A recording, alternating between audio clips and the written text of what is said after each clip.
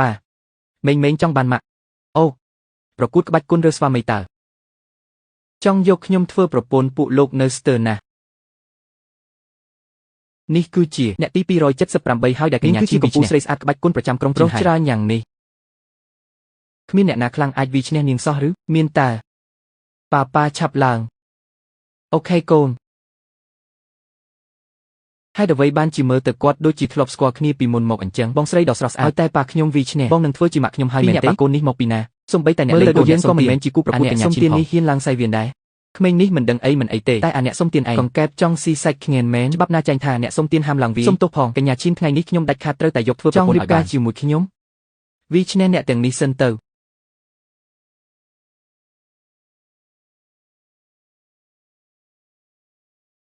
គាត់ចុះមកតាំងពីពេលណាប៉ានឹងខំប្រឹងយកម៉ាក់ត្រឡប់មកឲ្យមេងឲ្យបានខ្ញុំចង់យកឈិនយីពីងអ្នកណាមិនសុខចិត្តអញមិនសុខចិត្តទេអាអ្នកសុំទានឯងក៏មិនសុខចិត្តលក្ខណៈមិនសុខចិត្តទាំងអស់គ្នាទេចូលមកម្ដងទាំងអស់មកហាមិនបាច់តែម្នាក់ឯងក៏វាអេងខ្ទេចដែរវាមនុស្សគ្មានកម្លាំងសោះនៅហ៊ានអួតថាខ្លាំងទៀតចូលមកទាំងអស់គ្នាព្រមមក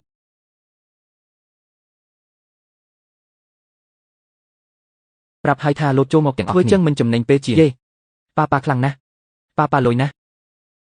អ្នកនាងធ្វើដៃគាត់ពិតជាមិនធម្មតាមែនតែប្រហែលមានតែប៉ុណ្្នឹងទេយ៉ាងណាអាអ្នកសុំទាននេះខ្លាំងជាងគេហើយក្នុងរយៈពេល3ខែនេះយកវាតាមនឹងចុះ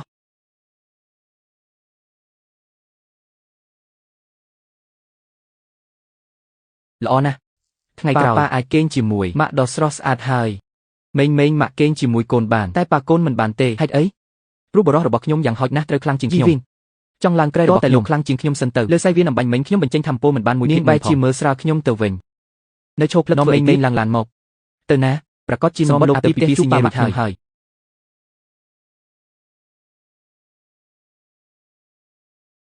ត្រកូលឈិនខ្ញុំជាត្រកូលអ្នកលេងកូនខ្ញុំកាន់តែគោរពអ្នកចេះក្បាច់យ៉ាងលោកក៏ជាបរិះដែលឈិនយីពីងជ្រើសរើសដែរទៀតនៅមុខប៉ាម៉ាក់ខ្ញុំគុំធ្វើឲ្យខ្ញុំរស់អ្នកចេះកូនត្រូវម៉ាច់ចូលផ្លូវខ្ញុំបាត់ទៅហើយកូនក្មេងរបស់លោកនឹងល្មមបានហើយកុំអួតពេកប៉ាត្រូវម៉ាក់មើលស្រាលហើយណាកូនឯងនេះចេះណាស់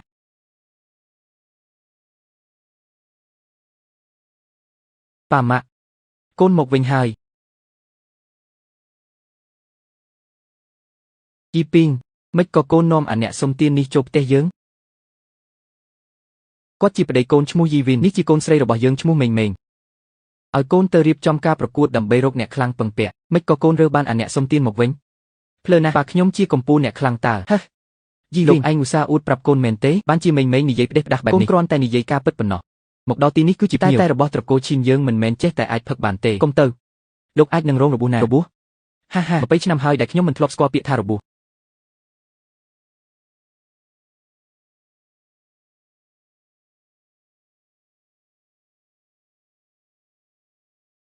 យ៉ាប់ហើយប៉ាប្រើកម្លាំងខាងក្នុងហើយតែកាន់ពេញតែក៏អាចធ្វើឲ្យមនុស្សរបួសដោយមិនតែចង់សាកល្បងធ្វើដៃយីវិញកូនឈិនយើងជាកម្ពុជាត្រកូលក្បាច់គុនទាំង8នៅជីនហើយតែរបស់យើងទុកទទួលតែភ្ញៀវកិត្តិយសនិងកម្ពុជាអ្នកលេងគុនប៉ុណ្ណោះតែយើងដាច់ខាតមិនទទួលអ្នកសុំទានទេ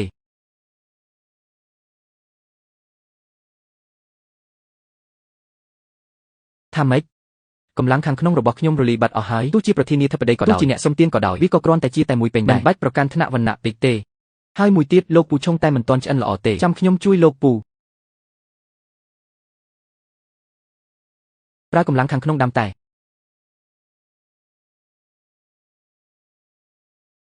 យីវិនលោកមិនអីទេហេខ្ញុំមានអីកាត់ឡើងទៅតែផ្ទះនាងពិតជាឆ្ងាញ់មែនគាត់អាច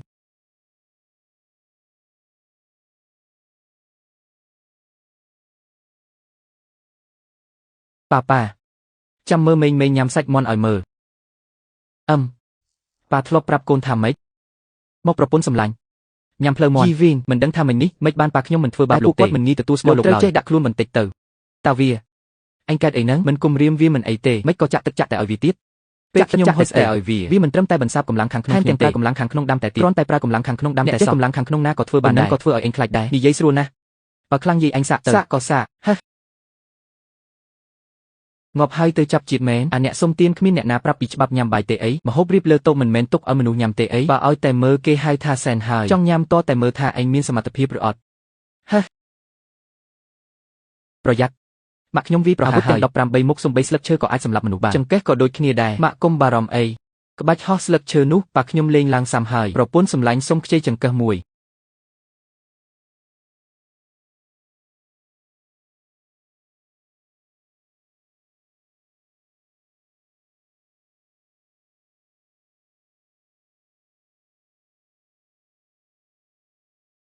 មកដល់ថ្ងៃដំបូងម៉ាក់ក្មេកចាប់ម្ហូបឲ្យបាត់ទៅហើយក្រែងចិត្តម្លេះទេចាប់ម្ហូបឯង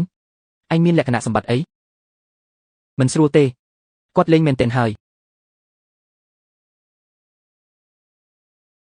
ឃើញទេខ្ញុំប្រាប់ហើយថាគេមិនធម្មតាទេខ្ញុំមិនជឿទេបើគុំតែបានកូនស្រីជួយវាខ្ញុំមិននឹងចាញ់វាទៅចាស់និយាយមិនខុសមែនពិតមែនតើទើបតែមានប្តីសោះក៏ចាប់ផ្ដើមការពារប្តីបាត់ម៉ាក់កូនមិនបានតាំងចិត្តទេកូនគ្រាន់តែខ្លាចម៉ាក់ធ្វើឲ្យយីវិនរបួសហេះ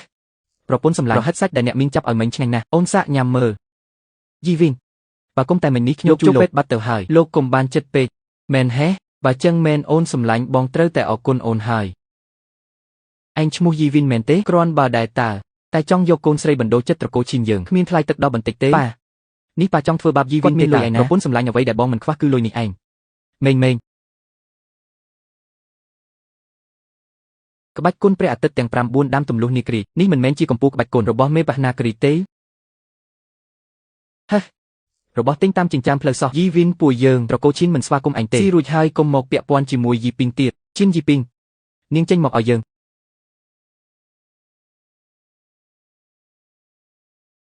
វ៉ាងហាហ្វធៀនហ៊ានចូលមកផ្ទះត្រកូលឈីនយើងផងឈីនជឿសានក្នុងភ្នែកទេតាចាស់យាយចាស់យើងជាម្ចាស់ជើងឯកគុណ3សម័យកាលឲ្យតែថ្ងៃស្អែកយើងឈ្នះមួយអាណត្តិទៀតយើងនឹងប្រើសិទ្ធិជាម្ចាស់ជើងឯកបណ្ដេញត្រកូលឈីនឯងចេញពីជីនហើយឆាប់ត្រកូលឈីនយីពីងឲ្យយើងភ្លាមទៅត្រកូលឈីនយើងសុកចិត្តស្លាប់ក៏មិនលក់កូនស្រីដើម្បីរស់ដែរប៉ាម៉ាក់មិនអីទេមែនទេឈីនយីពីងអញតាមញ៉ែនាងយូរហើយនាងបែរជាទៅរៀបការជាមួយអាអ្នកសុំទាននេះបើក្បាលពួកឯងខូចអស់ហើយអញនឹងវាយឲ្យពួកឯងភ្លឺភ្នែកម្ដងអាអ្នកសុំទានស៊ីឲ្យឆ្អែតទៅនេះជាអាហារពេលល្ងាចចុងក្រោយរបស់ឯងហើយប៉ាមកគាត់ធ្វើឲ្យមេងញ៉ាំលេងចូលហើយ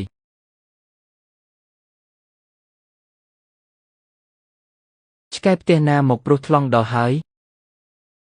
អាអ្នកសុំទានឯងចង់ងាប់មែនអញហាមាត់ឡើងអ្នកសុំទានតែអញត្រូវគេយកដូចកូនឆ្កែអញ្ចឹងឯងជាស្អីគេវិញជាសម្រាមមែនទេធ្វើដៃកូនក្មេងសោះហ៊ានមកក្អេងក្អាងនៅមុខអញមិនស្រួលទេ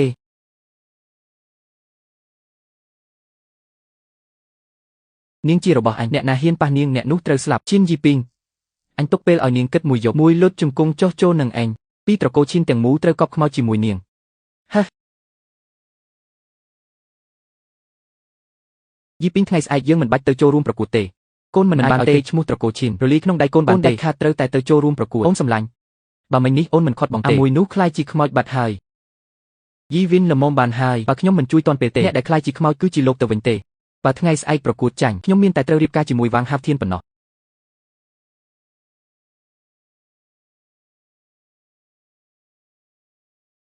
ជាជាងត្រូវវ៉ាងហាហ្វធៀនធ្វើបាបព្រមចារីខ្ញុំសុខចិត្តយីវិនអូនសម្លាញ់អូនសឺកុំនិយាយអីប៉ាមិនស្រួលទេម៉ាក់បាត់ខ្លួនហើយយីវិនវ៉ាងហាហ្វធៀនខ្លាំងណាស់ការប្រកួតថ្ងៃនេះលោកមិនអាចលូកដៃបានទេមូលពទៀនបាត់នេះអាចប្តូរប្រាក់បាន$50,000មុនពេលការប្រកួតចប់ឆាប់នាំមេងចាក់ចេញពីទីនេះទៅកាន់តែឆ្ងាយកាន់តែល្អមេងយើងតោះទៅណាទៅកន្លែងប្រកួតទៅនាំម៉ាក់កូនត្រឡប់មកផ្ទះវិញ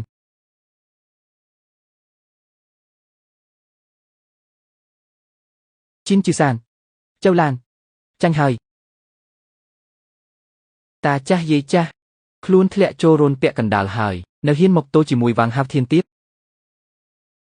លោកម្ចាស់អ្នកស្រីមិនអីទេមែនទេមិនងាយស្លាប់ទេលោកម្ចាស់អ្នកស្រីមកដល់ហើយយីពីងមិនប្រាប់ថាកុំឲ្យមករកសេចក្តីស្លាប់ទេឈិនយីពីងនាងគិតរួចហើយឬនៅព្រមធ្វើជាស្រីរបស់អញឬក៏ចង់ស្លាប់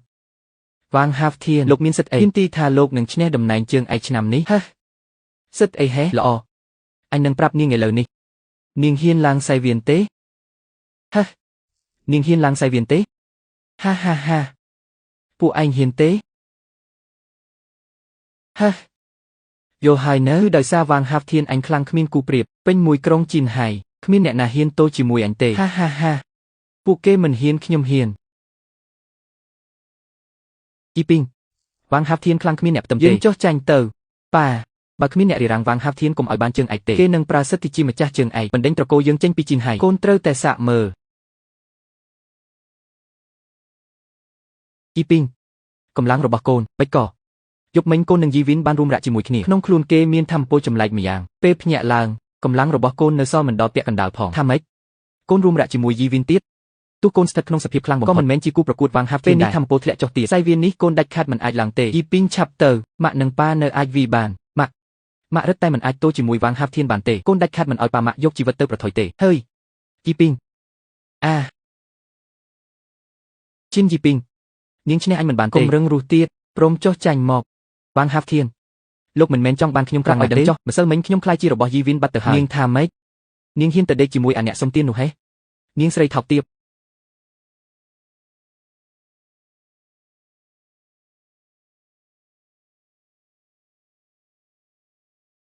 នាងប្រកល់ខ្លួនឲ្យអាអ្នកសុំទានតែវាមិនហ៊ានទាំងមកជួយនាងផងអាមនុស្សកំសាកយីវីននិងមេងប្រហែលជាចេញផុតពីជីនហើយឲ្យតែពួកគេមានសុវត្ថិភាពខ្ញុំអស់កង្វល់ហើយអញសម្លាប់នាងសិនរួចចាំទៅសម្លាប់អាអ្នកសុំទាននោះតាមក្រោយ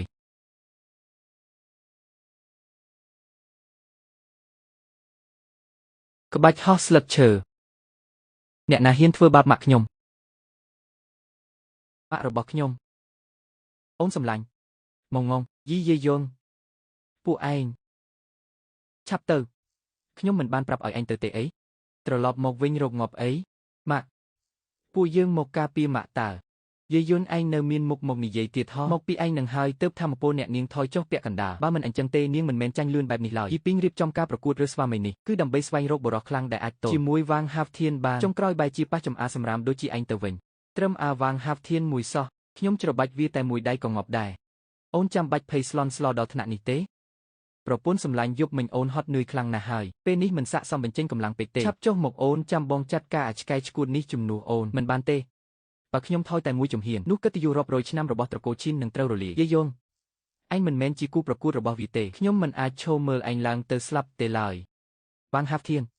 ហាជីនយីពីង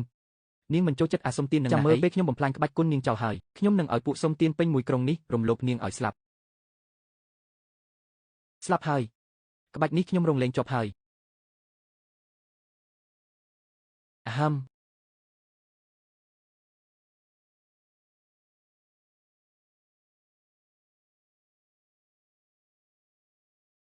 ម៉ងក៏ចេះក្បាច់គុណដែរស្មានតែជាស្អីទៅតាមពិតគ្រាន់តែក្បាច់ជួងមាសសោះរបស់កំពេចកំប៉ុក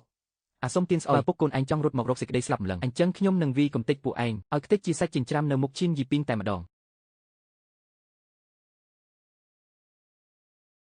នេះជាគំនុំរបស់ពួកយើងវាមិនពាក់ព័ន្ធនឹងពួកគេទេនាងចង់ជួយវាអីខ្ញុំកាន់តែចង់ឲ្យវាស្លាប់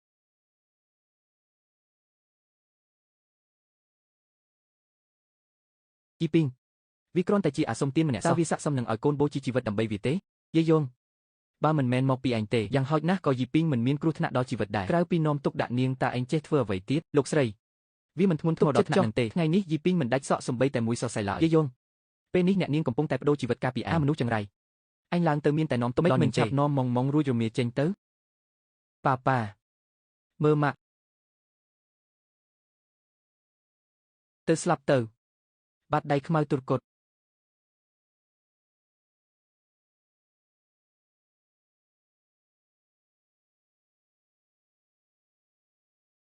ហ៊ានប៉ះប្រពន្ធអញផងឯងគិតថាឯងជាស្អី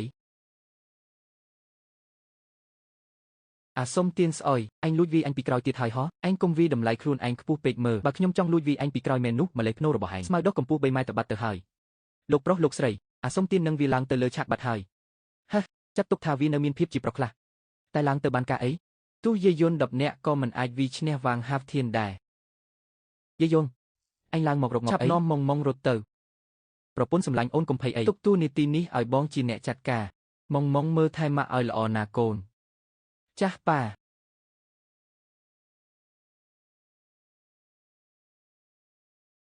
ធ្វើបាបមនុស្សស្រីតាចាត់ទុកជាក្បាច់អីទៅបន្តិចទៀតនេះខ្ញុំនឹងកំដរែងលេងម្ដងឈិនយីពីងគឺជាកំពូលស្រីស្អាតប្រចាំក្រុង ចាត់ទុកថាសុំនឹងស្លាប់ក្រោមដៃរបស់ខ្ញុំចុះចំណែកឯអាសុំទានស្អុយដូចជាឯងសូម្បីតែសិទ្ធស្លាប់ក្រោមដៃឯងក៏ឯងគ្មានផងយ៉ាងម៉េចភ័យមែនភ័យហោះ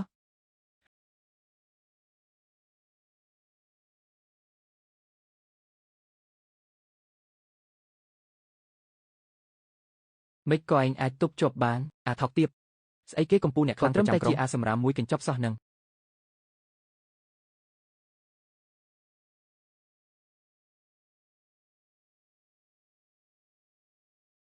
វ៉ាងហាប់ធានចាញ់ហើយថែមទាំងចាញ់ក្រោមដៃអាសុំទានទៀតជាអ្នកណាឲ្យប្រកាសទៅហើយអ្វីបានជាខ្ញុំមិនធ្លាប់ឮឈ្មោះវាសោះអញ្ចឹងយេប៉ាខ្លាំងម្លេះម៉ាក់មើលណែខ្ញុំប្រាប់ហើយតើប៉ាច្បាស់ជាឈ្នះតើធម្មពលយាយយន្តខ្លាយជាខ្លាំងបែបនេះតាំងពីពេលណាវ៉ាងហាប់ធានត្រឹមក្បាច់ឆ្មា3ជើងរបស់ឯងក៏ចង់ធ្វើជាជើងឯកក្បាច់គុណដែរហ៎ខ្ញុំគិតថាការប្រកួតនេះគួរតែដូរឈ្មោះចេញទៅជាការប្រកួតឆ្មាជាវិញល្អជាងនេះមកពីឯងជាអ្នកបង្ខំអញទេ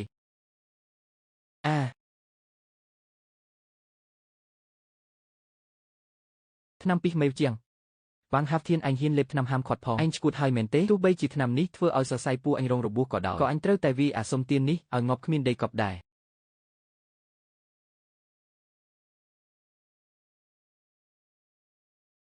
យាយយងវ៉ាងហាប់ធានប្រើក្បាច់កម្ពុជារបស់ត្រកូលហើយឆាប់រត់ទៅជាមួយខ្ញុំភ្លាមទៅវ៉ាងហាប់ធានបានលេបថ្នាំពីហាមឃាត់ហើយធម្មពលរបស់វាកើនឡើងជាង3ដងឯណោះអញដាច់ខាតមិនអាចទប់ទល់ជាមួយវាបានទេប្រពន្ធសម្លាញ់សត្វល្អិតទោះបីជាវារីកធំជាងមុន3ដងក៏មិនអាចកន្តាក់ដើមឈើធំបានដែរ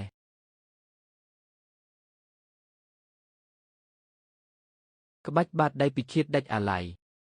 ចប់ហើយប្រពន្ធសម្លាញ់ចង់មើលបងបំបីក្បាច់បាតដៃស្អីគេនឹងទេស្អីគេដៃរបស់អញ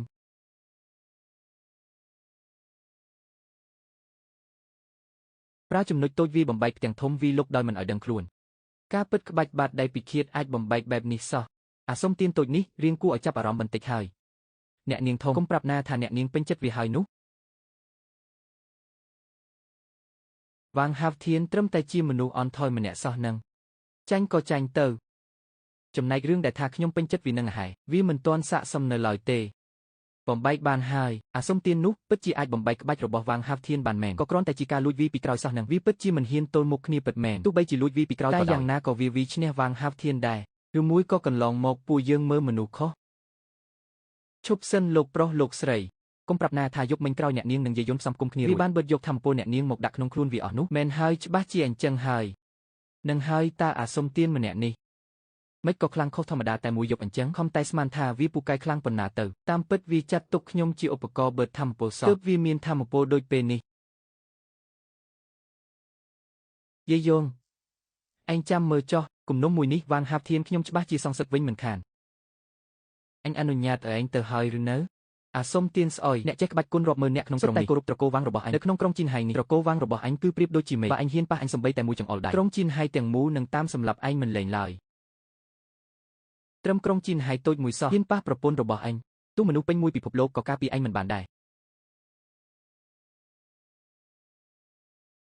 ពួកឯងឈោភ្លឹកធ្វើអីមិនឆាប់មកជួយឯងបើសិនជាអញស្លាប់ក្រោមដៃអាសុំទាននេះមែនត្រឹមតែ7ថ្ងៃទៀតប៉ុណ្ណោះពេលលោកតាអញចេញពីវឹកហាត់ពួកឯងប្រចាំត្រកូលទាំង100នៅជីនហៃត្រូវតែស្លាប់កំដរខ្ញុំថាម៉េចបិសាចដៃព្រះវាងចិនសានចេញពីការវឹកហាត់ហើយ7ឆ្នាំមុនគាត់បានគៀបសង្កត់អ្នកជីនហៃដល់ថ្នាក់ងើបមុខមិនរួចទៅហើយទម្រាំពេលនេះទៀតវាងហាវធានមិនអាចស្លាប់ទេអាអ្នកសុំទានឆាប់លែងកូនប្រុសតកូវ៉ាងភ្លាមទៅហេតុអីខ្ញុំត្រូវលែងចឹងឯងកុំសង្ឃឹមអាចចេញពីទីនេះឲ្យសោះខ្ញុំទទួលស្គាល់ថាឯងពិតជាខ្លាំងមែនតែបើយើងទាំង100នាក់រួមដៃគ្នាសម្រាប់ឯងដូចត្រឡប់បាត់ដៃចឹងយាបយន្តឆាប់បញ្ឈប់ទៅឯងចង់ទាញត្រកូលឈិនឲ្យខ្លាយជាសត្រូវជាមួយអ្នកជីនហៃទាំងមូលមែនទេហាយាបយន្តទោះឯងឈ្នះខ្ញុំហើយយ៉ាងម៉េចអ្នកលេងគុណពេញមួយក្រុងសុទ្ធតែនៅខាងខ្ញុំឆាប់លេងខ្ញុំភ្លាមហើយលុតជង្គង់សុំទោសខ្ញុំទៅខ្ញុំអាចនឹងពិចារណាទុកសាកសពេញលក្ខណៈឯងយាបយន្តឆាប់ឈប់ភ្លាមទៅការប្រកួតនេះគឺលោកជាអ្នកឈ្នះហើយកុំបង្កបញ្ហាបន្តទៀតអីបើលោកសម្លាប់វ៉ាងហាប់ធានសូម្បីតែត្រកូលឈិនក៏មិនអាចការពារលោកបានដែរយាបយន្តអូនដឹងថាបងចង់សងសឹកអូនតែបើគេស្លាប់បងនឹងត្រូវអ្នកជីនហៃតាមសម្លាប់បងឆាប់នាំម៉ងទៅចុះកុំប្រថុយដោយសារអូនទៀតអីប្រពន្ធសម្លាញ់អំបញ្ញមិញបងបានប្រាប់ហើយអ្នកណាហ៊ានប៉ះអូនទោះទេវតាក៏មិនអាចជួយវាបានដែរ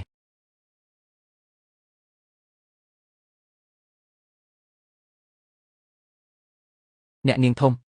គេពិតជាហ៊ានសម្លាប់វ៉ាងហាប់ធានមែនទោះឋានៈទាបថោកបន្តិចមែនតែចរិតដាច់ស្រេចបែបនេះត្រូវចិត្តខ្ញុំមិនដឹងទេតែគួរឲ្យស្ដាយណាស់ ត្រូវប្រឈមមុខជាមួយអ្នកគុណនិយមរាប់ពាន់អ្នកបែបនេះគេច្បាស់ជាស្លាប់មិនខានទេលោកប្រុសវាងស្លាប់ហើយអាឆ្កួតនេះវាហ៊ានសម្លាប់លោកប្រុសវាងការពិតមានពាក់អាវក្រោះអណ្ដើកសោះម៉ែឯងទើបស្លាប់សំណាងហើយដែលលោកតាកាដូអាវក្រោះឲ្យបើមិនចឹងទេថ្ងៃនេះខ្ញុំច្បាស់ជាងាប់នៅទីនេះមិនខាននៅឈោផ្លឹកធ្វើអីទៀតអាសុំទាននេះហ៊ានមើងងាយពួកឯងហើយនៅមិនឆាប់ចូលទៅសម្លាប់វាព្រមគ្នាទៀតអាសុំទានហ៊ានវីលោកប្រុសវាងស្មើនឹងតែកំភ្លៀងអ្នកលេងគុណនៅជីនហៃទាំងមូលថ្ងៃនេះឯងកុំសង្ឃឹមអាចរស់ចេញពីទីនេះបានយៀបយន្តហេតុអីក៏បងល្ងងម្លេះអូនមិនស័ក្តិសមឲ្យបងលះបង់ដល់ថ្នាក់នេះទេបងឆាប់ទៅឲ្យលឿនទៅទុកទីនេះឲ្យអូនជាអ្នករ៉ាប់រងចង់រត់មែនទេរឿងនេះផ្ដើមចេញពីត្រកូលឈិនរបស់ខ្ញុំដូច្នេះត្រកូលឈិននឹងទទួលខុសត្រូវរឿងនេះមានអីដាក់មកលើខ្ញុំមកខ្ញុំឈិនយូប៊ីងសូមទទួលរ៉ាប់រងទាំងអស់អ្នកនាងហេតុអីអ្នកនាងលះបង់ដើម្បីវាសុខចិត្តទល់ជាមួយអ្នកជីនហៃទាំងមូលទៅវិញលោកម្ចាស់អ្នកស្រីឆាប់ជួយខាត់អ្នកនាងទៅទោះយៀបយន្តជាអ្នកបង្កបួសតែគេក៏ធ្វើដើម្បីត្រកូលឈិនដែរខ្ញុំឈិនចិនសានមិនបណ្ដោយឲ្យអ្នកណាធ្វើបាបគេដាច់ខាតយៀបយន្តឯងនៅឈោផ្លឹកធ្វើអីនៅមិនឆាប់រត់ទៀតពុកក្មេកម៉ែក្មេកទោះបីខ្ញុំរំភើបខ្លាំងក៏ពិតមែនតែមិនបាច់ធ្វើសាច់រឿងកំសត់ពេកបានទេត្រឹមសត្វរុយប៉ុន្មានក្បាលវីមួយដៃងាប់បាត់ទៅហើយនឹងយៀបយន្តឯងចង់ប្រើកម្លាំងឯងម្នាក់ឯងទល់ជាមួយមនុស្សទាំងក្រុងមែនទេឯងឈួតហើយមែនទេឯងអាចឈ្នះវាងហាហ្វធៀនបានគឺដោយសារតែឯងបិទធម្មពលពីយូប៊ីងប៉ុណ្ណោះឯងកុំគិតថាខ្លួនឯងខ្លាំងគ្មានគូប្រៀបឲ្យសោះថាខ្ញុំពឹងការបិទធម្មពលពីយូប៊ីងចឹងអីចុះមិនពិតមែនទេបើមិនចឹងមិនក៏ធម្មពលយូប៊ីងធ្លាក់ចុះខ្លាំងម្ល៉េះហើយឯងបែរជាមានកម្លាំងអាចប្រឆាំងជាមួយវាងហាហ្វធៀនទៅវិញល្អបើមិនចង់រស់ទេខ្ញុំនឹងកម្ចាត់ត្រកូលឈិនឲ្យវិនាសទាំងអស់តែម្ដង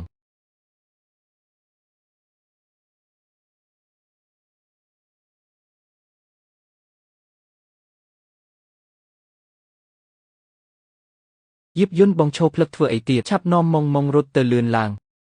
ចង់រត់ទៅណា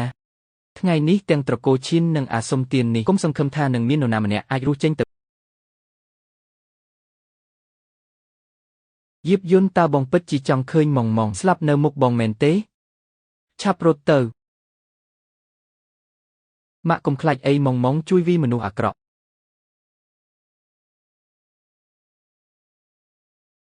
ម៉ងប៉ាកូនឈួតហើយកូនគុំទៅរលប់រលតាមគាត់អីម៉ងហាហាជីកុំចេះតែមើងងាយខ្ញុំពេកមើងងាយមែនទេហាហាអ្នកណាអូយឆាប់ចាប់វាឲ្យជាប់ត្រឹមមួយជើងក៏រត់មិនរួចដែរសំណាងហើយបានម៉ងបើមិនចឹងយើងស្លាប់បាត់ហើយណែ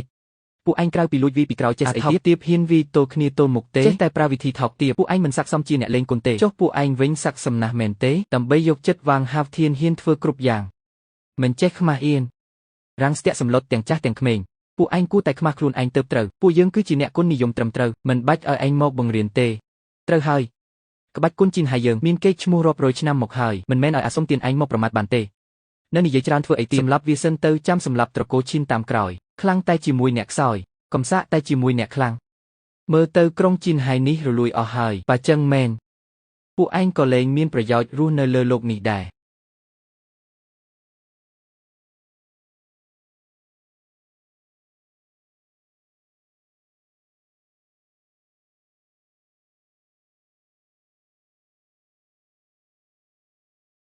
អ្នកនាងធំអាសុំទាននោះវាឆ្នៃកម្លាំងតែម្នាក់ឯងអាចកម្ចាត់មនុស្សពេញមួយក្រុងបានយៀបយន្តឲ្យយៀបយន្តពីមុនខ្ញុំពិតជាមើលស្រាលលោកមែនយៀបយន្តពិតជាឈ្នះមែនត្រឹមតែមួយក្បាច់សោះអាចបង្ក្រាបអ្នកលេងគុនបានទាំងអស់យ៉ាងងាយម្នាក់ទល់100នាក់តើយៀបយន្តខ្លាំងកម្រិតណាទៅយៀបយន្តអូនគ្រាន់តែដេកជាមួយបងតែមួយយប់សោះកម្លាំងបងកើនឡើងខ្លាំងដល់ថ្នាក់នេះប្រពន្ធសម្លាញ់បើបងប្រាប់ថាតាមពិតបងខ្លាំងអញ្ចឹងស្រាប់តើអូនជឿទេម៉ាក់អើយប៉ានៅមិនទាន់បញ្ចេញសមត្ថភាពពិតផងពិតជាពួកសម្រាមមែនត្រកូលទាំង100របស់ជីនហើយយើងបែរជាវីមិនឈ្នះអាសុំទានម្នាក់សោះបើរឿងនេះលេចជឿទៅក្រៅពួកយើងច្បាស់ជាខ្លាចជាកន្លែងសើចចំអប់មិនខានថ្ងៃនេះទោះត្រូវបូជាត្រកូលចៅខ្ញុំទាំងមូលក៏ត្រូវតែសម្លាប់វាកុំឲ្យសល់ឆ្អឹងដែរត្រកូលលីខ្ញុំក៏ស៊ូមកាប់អាសុំទាននេះដល់ទីបញ្ចប់ដែរតស៊ូដល់ទីបញ្ចប់បញ្ចេញសញ្ញាព្រួញទៅតបរាប់ម៉ឺនអ្នកនឹងមកដល់មិនដល់មួយធូបផងពួកកម្ពុជាយុទ្ធជនក្នុងក្រុងនឹងប្រមូលផ្ដុំគ្នាមកទីនេះហើយពេលណាទៅហើយនៅមានអារម្មណ៍មកពន្យល់ពីប្រវត្តិសាស្ត្រទៀតហ៎ យាបយន្តមនុស្សមកពីគ្រប់ទីចិត្តមកដល់ហើយឆាប់ទៅជាមួយអូនភ្លាមប្រពន្ធសម្លាញ់កុំខ្លាចអីពួកគេមកប៉ុន្មានអ្នកក៏បងអាចកំចាត់បានទាំងអស់ដែរដៃពីរពិបាកទប់ទល់ដៃ10ណាស់អ្នកលេងគុណនៅទីនេះមានរាប់ពាន់រាប់ម៉ឺនអ្នកទោះបងខ្លាំងប៉ុណ្ណាក៏គេចមិនផុតពីសេចក្តីស្លាប់ដែរយាបយន្តចាំតែពួកកំពូលអ្នកគុណមកជួបជុំគ្នាអស់ទៅចាំមើលថាមានអ្នកណាអាចជួយអាសុំទានដូចឯងបានទៀតខ្ញុំជាអ្នកជួយគេ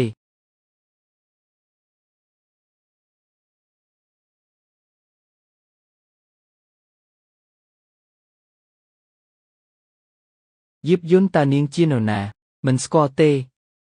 មិនស្គាល់មែនបើមិនស្គាល់មិនក៏គេហ៊ានប្រឆាំងមនុស្សពេញមួយក្រុងដើម្បីការពារបងទៅមីស្រីនេះមកពីណាអញ្ចេះនាងឯងមិនទាន់ដឹងស្ថានភាពច្បាស់ទេមែនទេចង់ការពារយាបយន្តមែនទេខ្ញុំមើលទៅនាងប្រហែលជារស់ធុញហើយមើលទៅហ៊ានប្រឆាំងជាមួយអ្នកគុណនិយមជីនហើយយើងនាងទទួលខុសត្រូវមិនរួចទេដឹងមើលទៅនាងឯងក៏មានសម្រស់ស្អាតគួរសមដែរមកស្លាប់នៅទីនេះគួរឲ្យស្ដាយណាស់ហាហា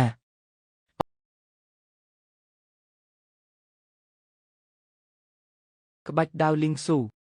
នាងគឺជាមនុស្សរបស់ត្រកូលលីវនៅសាងជីងត្រូវហើយអ្នកនាងខ្ញុំគឺជាកូនស្រីតូត្រកូលលីវឈ្មោះលីវភៀវសៀវហាត្រកូលលីវនៅរដ្ឋធានីសាងជីងត្រកូលលីវគឺជាគ្រួសារក្បាច់គុណលេខ1ក្នុងប្រទេសណាលោកតាលីវជីងសានថែមទាំងអាចអង្គុយទៅតែមួយជាមួយប្រធានាធិបតីទៀតបើប្រៀបធៀបជាមួយត្រកូលលីវរបស់គេទោះជាយកអ្នកខ្លាំងក្នុងក្រុងជីនហៃមកបុកបញ្ចូលគ្នាក៏ប្រៀបជាមួយពួកគេមិនបានដែរពេលនេះតើនៅមានអ្នកណាហ៊ានមិនចុះញឹមនឹងខ្ញុំទៀតទេអូតាមពិតគឺអ្នកនាងលីវសុំផងដែលមើលរំលងអ្នកនាងនៅទីនេះហើយថ្ងៃនេះខ្ញុំនឹងទុកជីវិតឆ្កែឲ្យអាយីយុនមួយថ្ងៃចុះត្រូវហើយដោយយកយកដល់មុខអ្នកនាងលីវពួកយើងនឹងលេងវាម្ដងចុះយីយុនថ្ងៃនេះចាត់ទុកថាអញសំណាងល្អហើយអាសុំទៀនខ្ញុំទើបតែជួយសង្គ្រោះជីវិតឯងយាយមកតើឯងគួរអរគុណខ្ញុំយ៉ាងម៉េចទៅនាងជួយខ្ញុំហ៎ហានាងយកខុសហើយអ្នកដែលនាងជួយគឺជីវិតពួកវាទៅវិញទេហាអាមនុស្សអួតក្អេងក្អាងប៉ុន្តែឯងមានសំណាងណាស់ដែលខ្ញុំចាប់អារម្មណ៍លើឯងពេលនេះខ្ញុំទុកឱកាសឲ្យឯងធ្វើជាប្តីរបស់ខ្ញុំទីថាពេលនេះក្នុងចិត្តរបស់ឯងច្បាស់ជារំភើបញាប់ញ័រហើយមែនទេយីយុនចង់ធ្វើជាប្រពន្ធរបស់ខ្ញុំយីយុនហ៎នាងមិនទាន់ស័ក្តិសមទេថាម៉េចអញហ៊ានបដិសេធខ្ញុំផងហ៎ចាឯងមកយឺតពេលហើយម្នាក់ដែលឈរនៅពីមុខចែនេះគឺជាស្រីស្អាតដែលគេប្រចាំក្រុងជីនហៃជាប្រធានគ្រួសារឈីននាពេលអនាគតអ្នកណាក៏ស្រឡាញ់ស្អាតរកគូប្រៀបគ្មានគឺជាម៉ាក់របស់ម៉ុងនឹងឯង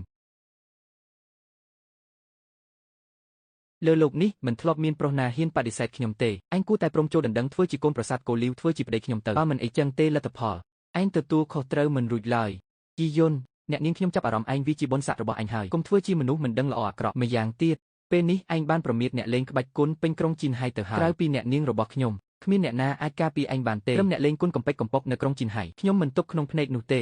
ខ្ញុំទុកឱកាសចុងក្រោយឲ្យឯងម្ដងទៀតមួយគឺឯងយល់ព្រមពីរគឺឯងត្រូវស្លាប់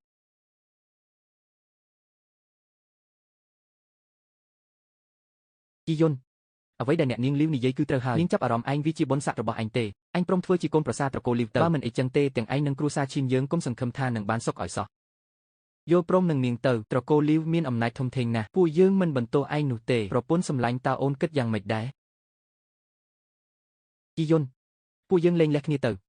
ប៉ាម៉ាក់និយាយត្រូវហើយបងធ្វើកូនប្រសាទកូលលីវរៀបការជាមួយនាងសម្រាប់បងនិងគ្រួសារឈីនសុទ្ធតែជារឿងល្អទាំងអស់យីយុនឃើញហើយនៅសំបីតែប្រពន្ធរបស់ឯងក៏ព្រមលេងលះដែរតើឯងនៅរងចាំអីទៀតសុំទោសផងខ្ញុំមិនយល់ព្រមទេអាសុំទៀនស្អុយឯងចង់ស្លាប់មែនទេខ្ញុំនឹងបំពេញបំណងឯង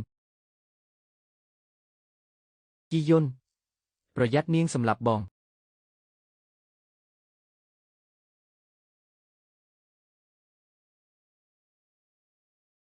ថាម៉េចនឹងក្បាច់ដាវគឺជាកម្ពូលក្បាច់គុណត្រកូលលីវបានជាវាចេះដែរអញ្ចឹងតើវាឲ្យនេះខ្ញុំតើខ្ញុំមើលមិនខុសទេមែនទេ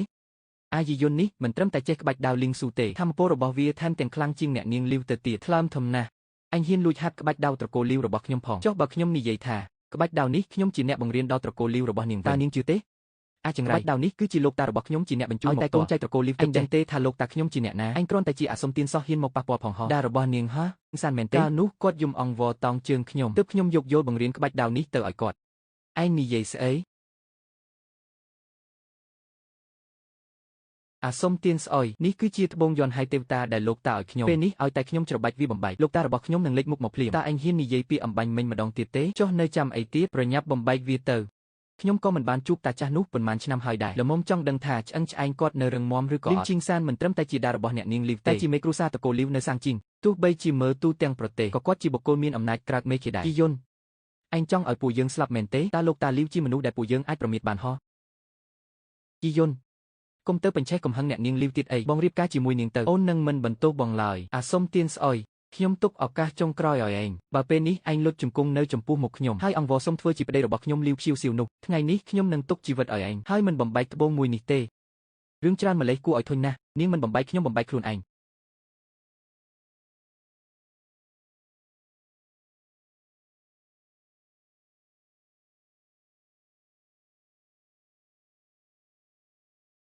ហាអាសុំទៀនឯងនេះពិតជាធុញនឹងការរស់នៅមែនដល់ថ្នាក់ហ៊ានបំបែកត្បូងរបស់អ្នកនាងលីវដោយខ្លួនឯងទៀតស្លាប់ហើយត្បូងហៅទេវតាត្រូវបានបំបែកបាត់ហើយ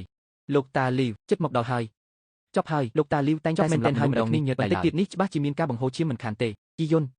ឯងអូយពេលនេះនិយាយអីក៏ហួសពេលដែរពួកយើងប្រញាប់រត់ទៅតើជនណាហ៊ានសម្លុតចៅស្រីរបស់ខ្ញុំលោកតាមកដល់ហើយមែនទេនរណាគេហ៊ានធ្វើបាបចៅប្រាប់តាជួយមានអាកំហូចមួយថ្លើមធំដល់មេវាមិនត្រឹមតែមិនទុកត្រកូលលីវក្នុងកែវភ្នែកទេថែមទាំងមើងងាយលោកតាទៀតផងហាឆ្លើយដល់កម្រិតណាទៅជាង10ឆ្នាំមកនេះមិនដែលធ្លាប់មានអ្នកណាហ៊ានឆ្លើយដាក់យើងអញ្ចឹងសោះចៅស្រីសម្លាញ់ប្រាប់តាមកមើលថាអាមនុស្សមិនស្គាល់ងាប់រស់នោះគឺជាអ្នកណាគឺអាសុំទៀនស្អុយម្នាក់នឹងឯងលោកតាលីរឿងនេះជាកំហុសរបស់ខ្ញុំទាំងអស់មិនតាក់ទងនឹងយីយុននោះទេអ្នកនាងប៉ះពាល់វាងហាវធានយើងនៅមានផ្លូវរស់ខ្លះប៉ុន្តែបើប៉ះពាល់ត្រកូលលីវពួកយើងច្បាស់ជាស្លាប់មិនខានទេរឿងនេះគឺអាយីយុនជាអ្នកបង្កសារអ្នកនាងមានសិទ្ធិអីមកទទួលជំនួសវានោះយីយុនគឺជាប្តីរបស់ខ្ញុំម៉ងជាកូនស្រីរបស់ខ្ញុំទោះជាយ៉ាងណាក៏ដោយខ្ញុំដាច់ខាតមិនឲ្យពួកគេមានរឿងនៅនឹងមុខឡើយមនុស្សអាក្រក់មិនឲ្យពួកឯងធ្វើបាបម៉ាក់ខ្ញុំទេឆាប់សុំទោសម៉ាក់ខ្ញុំភ្លាមហេក្មេងស្រីមិនទាន់ជ្រុះបន្លៃពីក្បាលហើពុកឯងចេញមកខ្ញុំនឹងឲ្យវាអប់រំឯងឲ្យចេះធ្វើមនុស្សនៅជាតិក្រោយចុះតាចាស់លីវមិញនេះលោកឯងជាអ្នកនិយាយថាចង់អប់រំខ្ញុំឲ្យចេះធ្វើមនុស្សមែនទេលោកយីគឺលោកសោះលីវឈីងសានសូមគោរពលោកយីលោកតាវាគ្រាន់តែជាអាសុំទៀនម្នាក់តែអីបានជាលោកតាអន់ក្បាលគោរពវាលោកតាវាយចៅធ្វើអីតាចាស់លីវលោកឯងមានចៅស្រីល្អគ្រាន់បើមែនគ្រាន់តែជួបគ្នាភ្លាមមិនត្រឹមតែបង្ខំខ្ញុំឲ្យរៀបការជាមួយចង់ឲ្យខ្ញុំចូលធ្វើកូនប្រសាទគោលីវទៀតផងមិនហ៊ានទេហ៎មិនហ៊ានទេភ្នែកគ្មានគ្រាប់មិនស្គាល់នាគ្រីពិតសូមលោកយីមេតាកុំប្រកាន់ខឹងនឹងនាងអីពីតូចដល់ធំលោកតាមិនដែលវាយចៅទេតែថ្ងៃនេះលោកតាស្រាប់តែវាយចៅដោយសារតែវាទៅវិញលោកយីស្អីគេទៅវាជាអាសុំទៀនម្នាក់សោះតើវាមានសិទ្ធិអីឲ្យលោកតាធ្វើល្អដាក់វាអញ្ចឹងចង់ដឹងថាវាមានសិទ្ធិអីហ៎បានអញ្ចឹងតានឹងប្រាប់ចៅឯងគឺដោយសារតែលោកយីធ្លាប់ជួយសង្គ្រោះជីវិតរបស់តាថាម៉េចបើសិនជាគ្មានលោកយីទេលោកនេះគ្មានតាតាំងពីយូរមកហើយក៏រឹតតែគ្មានត្រកូលលីវដែរលោកយីគឺជាអ្នកមានគុណរបស់លីវឈីងសានម្នាក់នេះចៅសាក់គិតមើលតើលោកស័កសមនឹងទទួលបានការគោរពទេលោកតាគឺខ្ញុំចៅមិនដឹងមិននឹកស្មានថាយេវីងជាអ្នកមានគុណលោកតាលីវសោះលោកតាលីវមានក្បាច់គុណខ្លាំងម្ល៉េះមិនក៏នៅត្រូវការយេវីងជួយទៀតលោកយេមិនដឹងថានេះជាកូនស្រីខ្ញុំយេមឹងទេអូតាមពិតក្មេងម្នាក់នេះជាកូនស្រីលោកសោះខ្ញុំថាម៉េចក៏គួរឲ្យស្រឡាញ់ម្ល៉េះថែមទាំងមានក្បាច់គុណមិនធម្មតាទៀតពិតជាឪពុកខ្លាកូនក៏ខ្លាមែនអូមែនហើយត្រូវតែសុំទោសអ្នកនាងឈីនសុំទោសដែលធ្វើឲ្យភ្ញាក់ផ្អើលសូមអ្នកនាងកុំប្រកាន់ខឹងនឹងពួកយើងអីមិនអីទេខ្ញុំមិនប្រកាន់ខឹងនឹងអ្នកទាំងអស់គ្នាទេលោកតាសូមប្រយ័ត្នបន្តិចស្អីគេអំបញ្ញមិញពួកឯងអ្នកក្បាច់គុណជីនហើយទាំងនេះអាងគ្នាច្រើននាំគ្នាធ្វើបាបអ្នកនាងឈីនមែនទេពេលនេះដល់ពេលត្រូវទូទាត់បញ្ជីហើយលើថាអំបញ្ញមិញនេះឯងគិតចង់ឲ្យអ្នកនាងឈីននិងលោកយេចេញពីសន្និបាតក្បាច់គុណនេះមិនរួចមែនទេមិនមែនខ្ញុំទេលើថាឯងចង់កំចាត់ត្រកូលឈីនចេញពីជីនហើយទៀតយល់ច្រឡំទេទៀននេះគ្រាន់តែជាការយល់ច្រឡំប៉ុណ្ណោះស្ដាប់បញ្ជារបស់ខ្ញុំថ្ងៃនេះក្នុងសន្និបាតក្បាច់គុណនេះអ្នកណាដែលហ៊ានប៉ះពាល់លោកយេនិងអ្នកនាងឈីនត្រូវបណ្តេញចេញពីជីនហើយទាំងអស់បាទលោកតាលីវស្ដាប់ខ្ញុំសិនខ្ញុំអនុញ្ញាតឲ្យឯងនិយាយហើយឬលោកយេតាលោកគិតថាគួរចាត់ការគេបែបណាទៅសួរកូនស្រីខ្ញុំទៅចុះអ្នកនាងតូចតើអ្នកនាងគិតយ៉ាងណាដែរចាំខ្ញុំគិតសិនមើងដឹងហើយឲ្យពួកគាត់ទាំងពីរលុតជង្គង់សុំទោសម៉ាក់ទៅស្អីគេឲ្យខ្ញុំលុតជង្គង់សុំទោសនាងគ្មានផ្លូវទេមិនសុំទោសក៏បានអីចឹងត្រកូលវាងរបស់ឯងក៏មិនចាំបាច់មានមុខទៀតដែរលោកតាលីវកុំអីខ្ញុំព្រមសុំទោសហើយបានឬនៅឈីនយូប៊ីងខ្ញុំខុសហើយអ្នកនាងចិត្តទូលាយសូមលើកលែងឲ្យខ្ញុំម្ដងទៅល្អ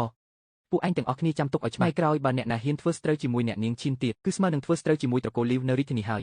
តើវាឬទេទៅថ្ងៃមុខត្រកូលលីវជាបង្អែករបស់ពួកយើងហើយល្អណាស់ ត្រកូលឈិនយើងមានត្រកូលលីវការពីហើយថ្ងៃជោគជ័យដ៏អស្ចារ្យគៀបបង្កយនេះហើយនឹកស្មានមិនដល់សោះយេវីននេះមិនត្រឹមតែខ្លាំងទេថែមទាំងមានត្រកូលលីវជាក្នុងបង្អែកទៀតយូប៊ីងកូនពិតជារកបានកូនប្រសាដ៏ល្អឲ្យពួកយើងមែនគ្រាន់តែជួយជីវិតលោកតាលីវម្ដងហ្នឹងពេលនេះគេសងគុណរួចរាល់អស់ហើយត្រកូលលីវលែងជួយគេទៀតហើយលោកម្ចាស់លោកជំទាវមេគ្រូសាត្រកូលវាងចិនសានចេញពីការតាំងសិលហើយវាងចិនសានបាត់មុខជាច្រើនឆ្នាំតាមពិតលាក់ខ្លួនវឹកហាត់សោះ7ឆ្នាំមុនគាត់មានកម្រិតក្បាច់គុណចិត្តដល់ពេលនេះចេញមកវិញច្បាស់ជាឡើងដល់កម្រិតកំពូលហើយត្រកូលឈិនយើងចប់ហើយលោកម្ចាស់ត្រកូលធំនៅជីនហៃនាំគ្នាងាក្រេដាច់ទំនាក់ទំនងជាមួយយើងអស់ហើយសភាពាណិជ្ជកម្មជាងណានក៏ផ្ញើសារនឹងលុបឈ្មោះពួកយើងចេញដែរបាត់ជាស្នាដៃរបស់វាងហាវធៀនហើយត្រកូលវាងធ្វើបាបមនុស្សពេកហើយមីស្រីថោកទាបនឹកស្មានមិនដល់របស់ខ្ញុំចេញពីតាំងសិលហើយត្រកូលលីវនៅរាជធានីក៏ការពារពួកឯងលេងបានដែរឆាប់នេះខ្ញុំនឹងធ្វើឲ្យមនុស្សទាំង136នាក់របស់ត្រកូលឈិនស្លាប់គ្មានសល់ហា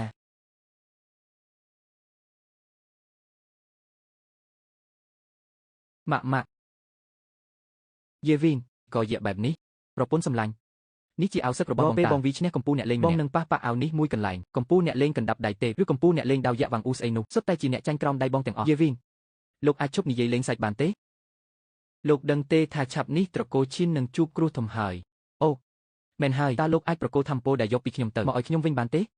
មានបងនៅទីនេះហើយហ៊ានប៉ះពាល់ត្រកូលឈិនរបស់អូនយេវីនខ្ញុំមិនចង់ខ្លាចជាធូបការដែលល្អមើលតែគ្មានប្រយោជន៍ទេខ្ញុំចង់ពឹងលើកម្លាំងខ្លួនឯងដើម្បីការពារត្រកូលឈិនមើងកូនចេញទៅក្រៅសិនទៅចាសប៉ាស៊ូប្រពន្ធសម្លាញ់អូនពិតជាចង់ស្ដារធម្មពលវិញមែនទេចាស់បើអីចឹងមែននោះអូយយេវីនលុបឆាប់លេងខ្ញុំធ្វើស្អីហ្នឹងប្រពន្ធសម្លាញ់អូនភ្លេចហើយលើកមុនពួកយើងក៏ធ្វើរឿងនេះដែរតើអ្នកចងគឺត្រូវតែជាអ្នកស្រាយដូច្នេះហើយលើកនេះក៏ត្រូវប្រើវិធីដូចគ្នាដែរប៉ុន្តែមិនដែរខ្លាចមែនទេបើតាមបង្កិតឬមួយក៏បោះបង់ចោលទៅយ៉ាងណាក៏ដោយបើខំប្រឹងវឹកហាត់បន្តិចធម្មពលអូនច្បាស់ជានឹងអាចស្ដារបានមកវិញទេគ្រាន់តែពេលវេលាមិនយូរទេយ៉ាងច្រើនប្រហែល7-8ឆ្នាំប៉ុណ្ណោះ7-8ឆ្នាំយូរម្លេះមកក៏មកអ្នកណាខ្លាចទៅ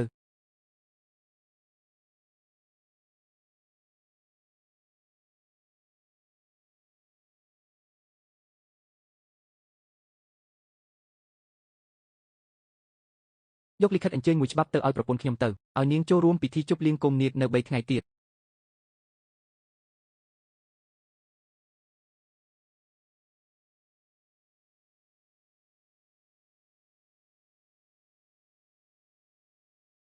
អ្នកនាងមានរឿងអីទៅខ្ញុំមិនត្រឹមតែស្ដារធម្មពលបានពេញលេញទេថែមទាំងឡើងកម្រិត3ដងចិត្តដល់កម្រិតកំពូលទៀតផងស្អីគេចិត្តដល់កម្រិតកំពូលហើយមែនហើយខ្ញុំអាចដឹងបានពេលនេះធម្មពលរបស់ខ្ញុំគឺខ្លាំងជាងយេវីនទៅទៀតមួយយប់សោះឡើងដល់3កម្រិតអ្នកនាងយប់មិញមានរឿងអីកើតឡើងទៅនេះវាមានអីពិបាកទៅគ្រាន់តែដេកជាមួយខ្ញុំមួយយប់សោះនឹងយេវីននិយាយផ្ដេសផ្ដាស់អីហ្នឹងបិទមាត់លោកទៅយប់មិញម៉ាក់ដេកជាមួយប៉ាមិនព្រមមើងដេកជាមួយមើងខឹងហើយមើងអូតាមពិតគឺបែបនេះសោះអ្នកនាងខ្ញុំយល់ហើយអូមែនហើយប្រពន្ធសម្លាញ់លិខិតអញ្ជើញពិធីជប់លៀងកុំនាគអូនមិនទាន់ចង់និយាយពីពិធីជប់លៀងដ៏ធំបំផុតរបស់និកាយទ្វារនាគមែនទេមែនហើយយប់មិញបងបានឲ្យគេយកទៅឲ្យអូនបាត់ហើយពិធីនេះរៀបចំដោយនិកាយទ្វារនាគឆ្នាំទើបមានម្ដងមានតែអ្នកលេងក្បាច់គុណកំពូលទេទើបមានសិទ្ធិចូលរួមបានចង់ផ្ញើលិខិតអញ្ជើញឲ្យអ្នកនាងខ្ញុំគិតថាខ្លួនឯងជាមេនិកាយទ្វារនាគមែនធម្មតាលោកនិយាយលេងខ្ញុំអាចទ្រាំបានតែនិកាយទ្វារនាគជាដាវការពីជាកន្លែងដែលអ្នកក្បាច់គុណគ្រប់គ្នាគោរពកប់ថ្ងៃក្រោយគុំយកឈ្មោះគេមកនិយាយលេងសាច់ទៀតនឹងគួរតែមកដល់ឥឡូវហើយតើរាជទូតទ្វារនាគនាំយកលិខិតអញ្ជើញពិធីជប់លៀងមកដល់ហើយស្អីគេ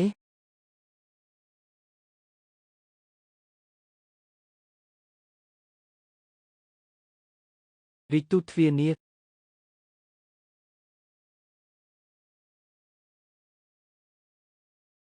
អ្នកនាងឈិនខ្ញុំទទួលបញ្ជាឲ្យយកលិខិតអញ្ជើញមកជូនសូមអញ្ជើញចូលរួមពិធីជប់លៀងនៅ3ថ្ងៃទៀតឲ្យទាន់ពេលផង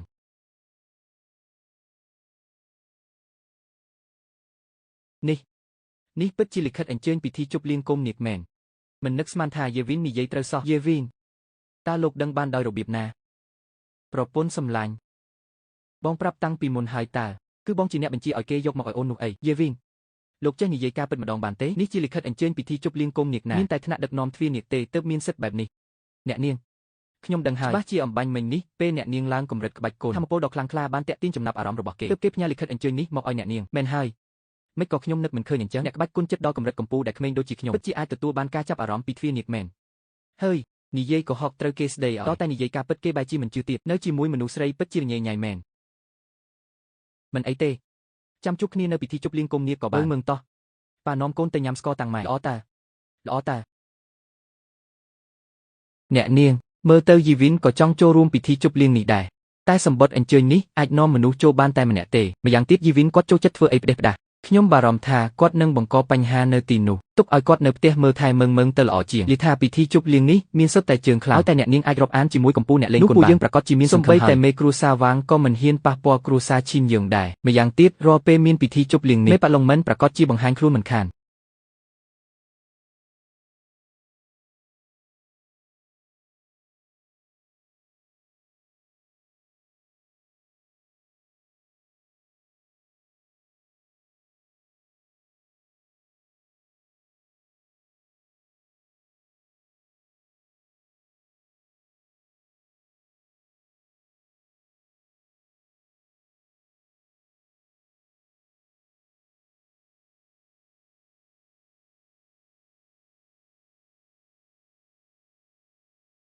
លោកគឺជាមេប៉ាឡុងមិនមែនទេ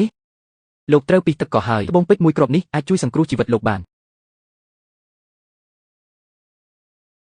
មេប៉ាឡុងមិនគឺជាអ្នកមានគុណជួយជីវិតខ្ញុំទីបំផុតពេលនេះខ្ញុំអាចជួបគាត់បានហើយ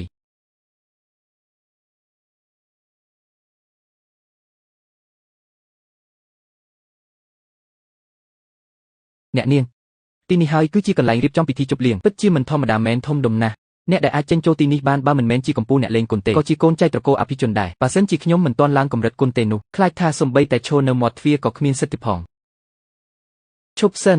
អ្នកនាងមើលទីនោះទៅគឺយីវិននិងមើងតើអូនសម្លាញ់ចៃដនអម្លេះបងនិងមើងក៏កំពុងតែរៀបចំចូលទៅដែរម៉ាក់ប៉ានិងកូនមកដល់មុនម៉ាក់ទៅទៀតយីវិនទីនេះជាកន្លែងជប់លៀងធម្មតាមិនមែនចេះតែអាចចូលបានតាមចិត្តទេខ្ញុំអាចមកបានព្រោះតែមានសម្បត្តិអញ្ជើញតែខ្ញុំគ្មានសិទ្ធិនាំបងចូលទេយល់ឬអត់ប្រកាសជាយល់ហើយប៉ុន្តែអូនសម្លាញ់សម្រាប់បងចង់ចូលតាមទ្វារមួយនេះគឺមិនត្រូវការសម្បត្តិអញ្ជើញទេយីវិនបងកំពុងតែនិយាយលេងសាច់អីណាបើគ្មានសម្បត្តិអញ្ជើញទេក្រៅពីមនុស្សរបស់លងមិនគ្មាននរណាអាចចូលបានឡើយម្យ៉ាងទៀតស្លៀកពាក់ខោអាវរហែកបែបនេះចូលទៅមានតែធ្វើឲ្យអ្នកនាងខ្មាស់គេប៉ុណ្ណោះយីវិនបងឈប់រករឿងបានអត់ឆាប់នាំកូនត្រឡប់ទៅវិញទៅកុំមកបង្កបញ្ហាទៀតអីពិធីជិតចាប់ផ្ដើមហើយបងអ៊ូពួកយើងទៅអ្នកនាងខ្ញុំមើលទៅយីវិនដូចជាមិនចង់ថយទៅវិញសោះប្រហែលជាគេហ៊ានសម្រុកចូលហើយមិនអីទេទីនេះមានឆ្មាំយាមកម្មតឹងរឹងណាស់ចាំឲ្យគាត់ទើសមុខទើសក្រោយសិនទៅបន្តិចទៀតមុខជានាំកូនត្រឡប់ទៅវិញដោយខ្លួនឯងហើយ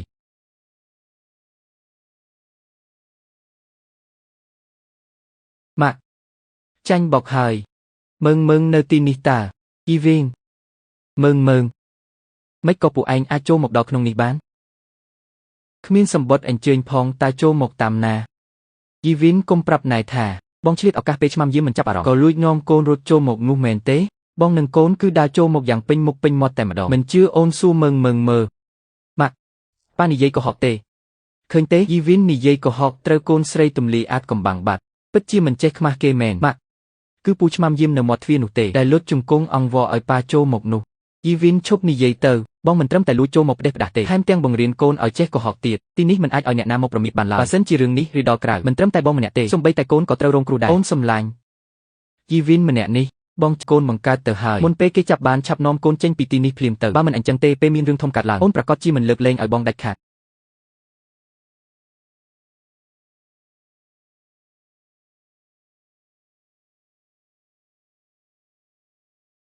អំបញ្ញមិញខ្ញុំកំហកដាក់គាត់ខ្លាំងពេកហើយដឹងអ្នកនាងខ្ញុំដឹងច្បាស់ថាក្រៅរឹងមាំតែក្នុងទន់ភ្លន់អ្នកនាងមិនត្រឹមតែបារម្ភពីមើងតែថែមទាំងបារម្ភពីយីវិនទៀតផងគ្រាន់តែមាត់រឹងមិនព្រមនិយាយចេញមកអ្នកនាងធ្វើបែបនេះក៏ដើម្បីតែសេចក្តីសុខគាត់ដែរ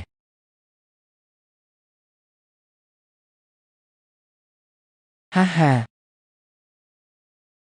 ពិតជាមិនធម្មតាមែនកូនស្រីត្រកូលអភិជនឈិនយូប៊ីនមើលទៅនាងក៏មានសមត្ថភាពគួរសម្ដេចតើ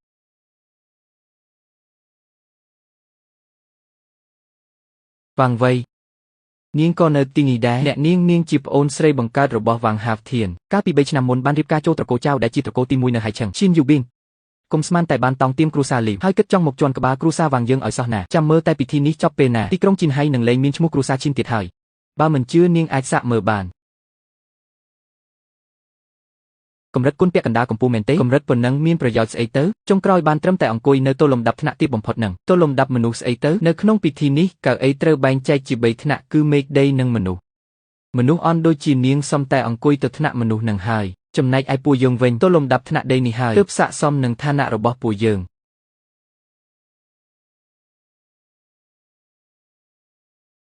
វងវៃនាងមិនចេះក្បាច់គុណសំបីតែបន្តិចតើមានសិទ្ធិអីមកអង្គុយនៅទល់លំដាប់ថ្នាក់ដីនេះមកពីខ្ញុំមានភ្នែកមុតស្រួចនឹងណាអាចរកបានប្តីដែលជាកម្ពុជាមនុស្សក្នុងចំណោមមនុស្សឈិនយូប៊ីនអើយទោះជានាងខំប្រឹងហ្វឹកហាត់គុណយ៉ាងណាក៏មានប្រយោជន៍អីនៅតែត្រូវអង្គុយកៅអីទាបជាងខ្ញុំដែរនឹងហេតុនេះហើយមនុស្សស្រីយកបានប្តីល្អវាសំខាន់ជាងអ្វីទាំងអស់ត្រូវទេបងផឹងហ្វៃប្តីសម្លាញ់អូននិយាយត្រូវណាស់អូឈិនយូប៊ីនឮថានាងរៀបការជាមួយអាអ្នកសុំទានម្នាក់ចុះមិនក៏មិនឃើញវាមកអញ្ចឹងកុំប្រាប់ណែថាសុំបីតែទ្វារក៏វាចូលមិនរួចផងនោះហាហា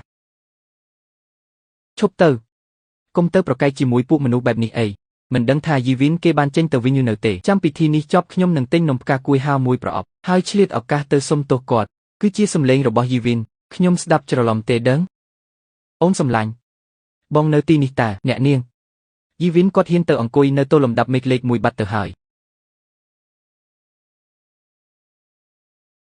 យទល់លំដាប់មេឃលេខ1សំបីតែត្រកូលចៅយើងក៏គ្មានសិទ្ធិអង្គុយផងចុះអាអ្នកសុំទាននោះមិនក៏ទៅអង្គុយនៅទីនោះបានហឹងហ្វៃច្បាស់ជាអាសុំទាននោះលួចទៅអង្គុយផ្ដេសផ្ដាសដោយគ្មានការអនុញ្ញាតទល់លំដាប់មេឃលេខ1ផ្ដេសផ្ដាសគឺជាទោសប្រហារជីវិតលុះត្រាតែវាល្ងងដល់ថ្នាក់ចង់រករឿងស្លាប់ខ្លួនឯងអ្នកនាងយីវីនគាត់មិនត្រឹមតែមានសិទ្ធិចូលមកក្នុងពិធីនេះទេថែមទាំងអាចអង្គុយនៅទល់លំដាប់មេឃលេខ1ទៀតទីនោះគឺជាកន្លែងដែលមានតែជើងឯកទាំង5ក្នុងលោកទើបមានសិទ្ធិអង្គុយលោកម្ចាស់តើលោកគឺជាជើងឯកមួយរូបស្មុំខាងជើងហុងឈីកុងមែនទេស្មុំខាងជើងហេពេលនេះគាត់កំពុងតែរវល់ហាត់ក្បាច់គុណដែលខ្ញុំបានបង្រៀនគាត់មកមិនបានទេឯងមិនមែនជាស្មុំខាងជើងទេហីចុះឯងហ៊ានទៅអង្គុយទល់លំដាប់មេឃលេខ1ចង់រករឿងស្លាប់មែនទេឈិនយូប៊ីនស្មានតែប្តីសុំទានរបស់នាងជាមនុស្សអស្ចារ្យមកពីណាតាមពិតគ្រាន់តែជាអាល្ងងដែលមិនដឹងអីសោះហាហា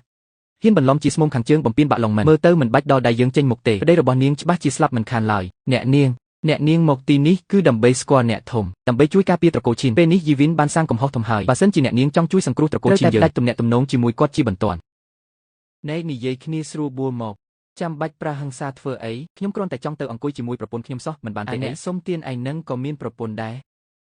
នោះនាងនឹងឲ្យប្រពន្ធខ្ញុំអ្នកនាងឈិនអាអ្នកសុំទានម្នាក់នេះមិនអាចជាប្តីអ្នកនាងទេដឹងជាស្រីស្អាតដាច់គេប្រចាំក្រុងជីងហៃតើទៅយកអាអ្នកសុំទានធ្វើប្តីមិននឹងកើតច្បាស់ជានិយាយផ្ដេសផ្ដាសហើយថុយកង្កែបចង់ស៊ីសាច់ខ្ងានព្រៃគាត់ជាប្តីខ្ញុំមែនស្អីគេអាអ្នកសុំទាននឹងជាប្តីអ្នកនាងឈិនមែនអីផ្កាស្រស់សៀតអាចកោតតែមែនរោគអ្នកណាមិនរោគទៅរោគអាអ្នកសុំទាននឹងឈិនយូពីងឲ្យឈិនយូពីងទោះនាងរើសប្តីមិនបានល្អដូចខ្ញុំក៏មិនគួរដល់ថ្នាក់យកអាអ្នកសុំទានមកដេកជាមួយដែរនាងពិតជាឃ្លានមិនរើសមុខមែនតាហាហាយីយុនខ្ញុំប្រាប់ឲ្យនាំម៉ងត្រឡប់ទៅវិញមែនទេនេះលោកកំពុងតែធ្វើស្អីហ្នឹងអូនសម្លាញ់បងក៏ចង់ត្រឡប់ទៅវិញដែរតែពិធីជប់លៀងយប់នេះអត់អ្នកណាក៏បានតែដាច់ខាតមិនអាចអត់បងទេដល់ថ្នាក់នេះហើយលោកនៅតែចេះនិយាយលេងសើចទៀតអ្នកនាងឈិនទោះវាជាប្តីអ្នកនាងក៏ដោយតែហ៊ានរំខានដល់ទៅវេបលេខ1គឺត្រូវតែស្លាប់សុំទោសផងមកពីខ្ញុំមើលថែប្តីមិនបានល្អសូមលោកអនុគ្រោះផងបានទេច្បាប់របស់សមាគមនីក្រីអ្នកណាក៏មិនអាចបំពានបានដែរមានរឿងអីហ្នឹងមិនក៏លោឡាម្លេះលោកហ្វឹងក្នុងពិធីជប់លៀងដ៏ធំបែបនេះមិនក៏មានអាអ្នកសុំទាននៅទីនេះទៅវិញឬមួយក៏ឪពុករបស់គេជាមនុស្សមានអំណាចធំណាម្នាក់ម៉ងប៉ាធ្លាប់ប្រាប់កូនថាវាយគ្នាគឺវាយគ្នាមិនអាចយកម្ហូបមកលេងសាច់បានទេចាស់ប៉ាកូនដឹងហើយម៉ងកូនមិនអីទេតែហោះលោកហ្វឹងខ្ញុំសុំទោសកូនស្រីខ្ញុំគ្រាន់តែជ្រុលដៃប៉ុណ្ណោះនាងមិនមានចេតនាធ្វើបាបកូនចៅលោកទេអ្នកនាងឈិនចូលចិត្តនៅស្ងៀមអ្នកនាងឈិនតាប្តីនាងមានកម្រិតក្បាច់គុណប៉ុណ្ណាដែរកម្រិតរបស់គាត់ក៏គួរសម្ដែងគួរតែចិត្តដល់កម្រិតអនុប្រធានក្បាច់គុណហើយសូម្បីតែកម្រិតអនុប្រធានក៏មិនដឹងផងអ្នកនាងឈិននាងគឺជាអនុប្រធានវ័យក្មេងបំផុតប្រចាំក្រុងខ្ញុំសូមទូនមាននាងឆាប់លែងលះជាមួយវាទៅកុំឲ្យវាបំផ្លាញអនាគតនាងឲ្យសោះលោកហ្វឹងរឿងបែបនេះខ្ញុំធ្វើមិនបានទេបើគ្មានយីយុនទេខ្ញុំក៏មិនអាចឡើង3កម្រិតទួនរហូតខ្លាយជាអនុប្រធានដែរស្អីគេឡើង3កម្រិតតើវាធ្វើបានដោយរបៀបណាគឺបន្ទាប់ពីខ្ញុំនិងគាត់បានផ្សំផ្គុំគ្នាជាប្តីប្រពន្ធរួចមកលោកថាម៉េចវិធីសាស្ត្រទៅកម្រិតនេះគេច្បាស់ជាមិនមែនជាមនុស្សធម្មតាទេអ្នកនាងឈិនចំពោះសម្ដីដែលខ្ញុំនិយាយអំបញ្ញមិញនេះសូមទោសផងលោកហ្វឹងខ្ញុំមិនចង់ឲ្យស្នេហាលោកឡំជាមួយផលប្រយោជន៍ខ្ញុំដាច់ខាតមិនលែងលះជាមួយយីយុនឡើយអាយ៉ាអ្នកនាងឈិននាងយល់ច្រឡំហើយខ្ញុំគ្រាន់តែលបងចិត្តនាងប៉ុណ្ណោះស្នេហាគឺជារឿងដ៏បរិសុទ្ធនាងពិតជាមិនធ្វើឲ្យខ្ញុំខកបំណងមែននាងនិងលោកយីត្រូវតែស្រឡាញ់គ្នាឲ្យយូរអង្វែងចាស់កោងខ្នងទាំងអស់គ្នាណាចាស់លោកហ្វឹងលោកបានហើយអ្នកនាងឈិនប្តីនិងកូនស្រីនាងកំពុងតែរងចាំនាងត្រឡប់ទៅវិញហើយកុំឲ្យពួកគេរងចាំយូរពេកលោកហ្វឹងចុះចំណែកប្តីខ្ញុំអនុញ្ញាតឲ្យគាត់ជាមួយអ្នកនាងឈិនចុះអរគុណលោកហ្វឹងមានការណែនាំអីទៀតទេទៅស៊ើបប្រវត្តិរបស់យីយុនឲ្យច្បាស់ដាច់ខាតត្រូវតែស៊ើបឲ្យល្អិតល្អន់បំផុតហើយមួយទៀតដំឡើងទៅពួកគេទៅជាតិវេបឋានស៊ូបលេខ1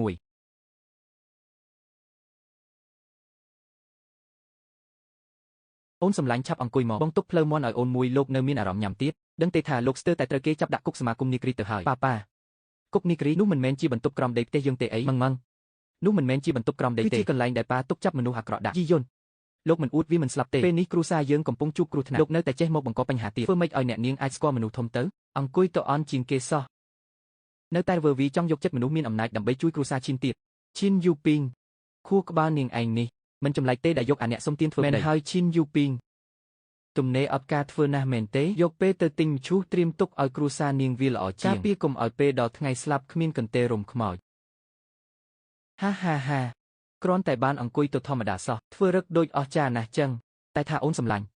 ទោះមាត់ពួកគេស្អុយបន្តិចមែនតែទៅធម្មតានេះពិតជាមិនស័ក្តិសមនឹងអូនមែនប៉ុន្តែអូនកុំបារម្ភអីបន្តិចទៀតគេនឹងដំឡើងទៅវ៉ែបឲ្យយើងហើយ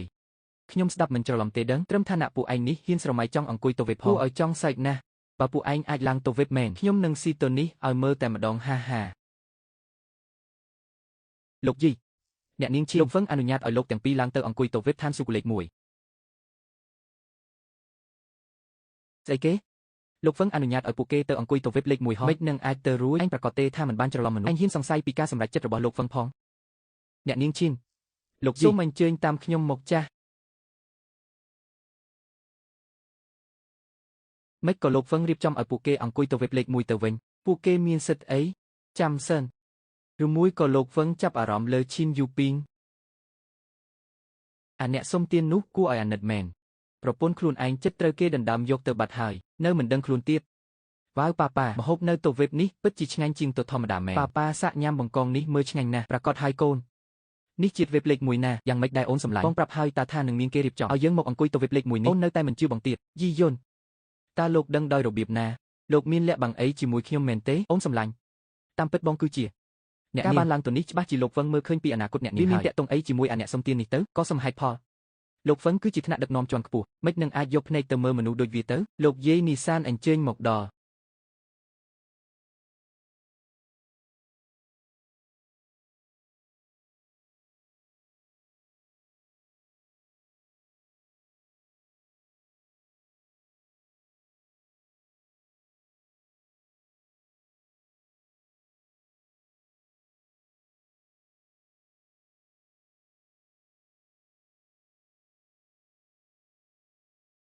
ឆាប់មើលណាគឺលោកយាយនីសានដែលជាកម្ពុជាអ្នកខ្លាំងមួយក្នុងចំណោម5នាក់មកចូលរួមកម្មវិធីនេះពិតជាមិនខកបំណងមែនលោកយាយនីសានក្មេងជំនាន់ក្រោយហ្វឺយមកពីគ្រួសារចៅធ្លាប់ឮឈ្មោះលោកយាយជាយូរមកហើយសត្វឆ្កែឆ្មាមកពីណាក៏ហ៊ានមករាំងភ្លើយើងដែរចេញឲ្យឆ្ងាយទៅផឹងហ្វឺយ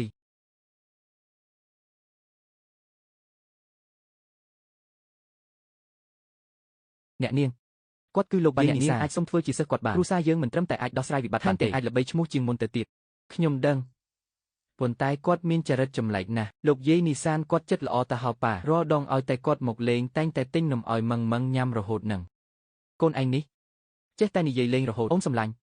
យាយនីសាននឹងគ្មានអីអស្ចារ្យទេជំនួសឲ្យការសុំគាត់ធ្វើគ្រូអូនឯងមកសុំបងធ្វើគ្រូវិញល្អជាងលោកបិទមកទៅបានទេលោកយាយនីសានគឺជាកម្ពុជាអ្នកខ្លាំងផ្ដាច់គេមានកម្រិតធម្មពលបន្ទាប់ពីប្រធានសមាគមនេះអីហ៊ានទៅប្រៀបធៀបជាមួយគាត់នោះបងស្រីខ្ញុំនិយាយត្រូវហើយទោះបីជាសង្ឃឹមតិចក៏ដើម្បីគ្រូសាយើងដែរខ្ញុំត្រូវតែសាកល្បងសុំគាត់ធ្វើជាគ្រូឲ្យតតែបាន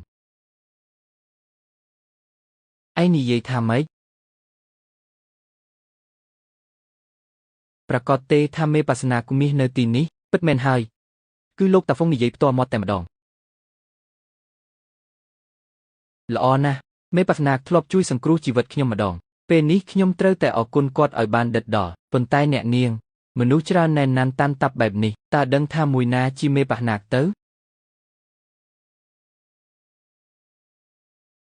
ឬគេថាមេបស្សនាម្នាក់នេះលាក់មុខលាក់មាត់ណាស់បើគាត់មិនព្រមចេញមុខទេច្បាស់ជាគ្មានអ្នកណាចំណាំគាត់បានឡើយម៉ាក់ម៉ងដឹងថាមេបស្សនាជានរណាកូនដឹងហ៎កុំចេះតែនិយាយផ្ដេសផ្ដាសមែនតាម៉ាក់ប៉ាគឺជាមេបស្សនានោះអីម៉ងនេះមិនមែនជារឿងលេងសាច់ទេណាកុំនិយាយផ្ដេសផ្ដាសយីងយន់ចាស់ប៉ុណ្ណឹងហើយរដងលេងសើចជាមួយកូនមិនថាទេដល់ថ្នាក់ហ៊ានតាំងខ្លួនជាមេបស្សនាទៀតហ៎មិនចេះខ្មាស់គេទេអីលេងសើចស្អីទៅបងជាមេបស្សនាមែនតាយីងយន់ មេបណាគឺជាអ្នកមានគុណរបស់អូនណាញ៉ាំទៅកុំមាត់ច្រើនហាមយកគាត់មកនិយាយលេងសើចគ្រូសាវាងមកដល់ហើយ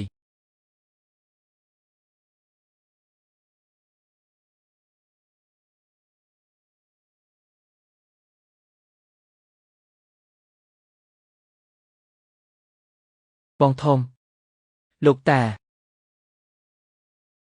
បងធំឈិនយូប៊ីននិងអាម៉ាគុនោះក៏មកដែរពួកវានៅទីនោះឈិនយូប៊ីនយីងយុន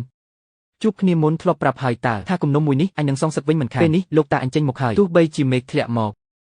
ក៏គ្មានអ្នកណាជួយពួកឯងបានដែរវ៉ាងហាហ្វធៀនឯងចង់ធ្វើស្អីទីនេះគឺជាពិធីជប់លៀងធម្មតានាងនិយាយត្រូវហើយពិភពគុណគឺមានបាក់ណាកជាធំនៅក្នុងពិធីជប់លៀងនេះអញប្រកាសជាមិនហ៊ានធ្វើអីពួកឯងទេហាហាតែឲ្យតែពួកឯងហ៊ានបោះជំហានចេញពីទីនេះអញនឹងវាយពួកឯងឲ្យខ្ទេចគ្មានសល់ឆ្អឹងឮថាវាងជឿនសានសំងំហាត់គុណ7ឆ្នាំចំណែកមេបស្នាក៏បាត់មុខ7ឆ្នាំដូចគ្នាចុះមិនមែនថាមេបស្នាកំពុងនៅទីនេះទេហ៎កុំប្រាប់ណាថាវាងជឿនសានគឺជាមេបស្នានោះតាពួកគេកំពុងនិយាយពីលោកតាហើយលោកតាប្រហែលមិនមែនជាមេបស្នាមែនទេសមត្ថភាពកម្រិតតាមិននឹងអាចជាមេបស្នាទៅតែបើតាប្រកែកនៅពេលនេះច្បាស់ជាបាត់មុខមាត់អស់មិនខានទេមេប៉ាស្អីក៏មិនសំខាន់ដែរអ្នកទាំងអស់គ្នាសុទ្ធតែជាអ្នកហាត់គុណដូចគ្នាទេនិយាយអញ្ចឹងលោកតាពិតជាមេបណាកមែនតើហាហាហាហាលោកតាលាក់បាំងខ្ញុំចិត្តឈឹងតែម្ដងហាហាហាលោកតាខ្ញុំជាមេបណាកតើវើយអាល្ងងពីរអ្នកនេះតែក៏ហីទៅចុះមេបស្នាក្អែងបាត់ខ្លួន7ឆ្នាំទៅហើយពិធីនេះគេច្បាស់ជាមិនមកទេមើលទៅអ្នកនាងនឹកស្មានមិនដល់ថាវាងជឿនសានគឺជាមេបណាសោះមិននឹងអាចទៅរួចកុំប្រាប់ណាថាអ្នកដែលជួយខ្ញុំថ្ងៃមុនជាដាជីកញ្ចាស់ហ្នឹងអ្នកនាងពេលនេះនៅមានអារម្មណ៍ខ្វល់រឿងអ្នកមានគុណទៀតគ្រូសាពួកយើងចប់មិនខានទេឈិនយូប៊ីនខ្លាចហើយមែនទេលោកតាអញជាមេបណាកុំថាឡើយគ្រូសាឈិនរបស់ឯងទោះជាត្រកូលលីវក៏អញអាចកំទេចបានដោយងាយដែរហាហាហាឈិនយូប៊ីនមានលោកតាអញកាំងពីក្រោយហើយទោះអញហ៊ានវាអេងក្នុងពិធីនេះក៏គ្មានអ្នកណាហានធ្វើអីឯងដែរ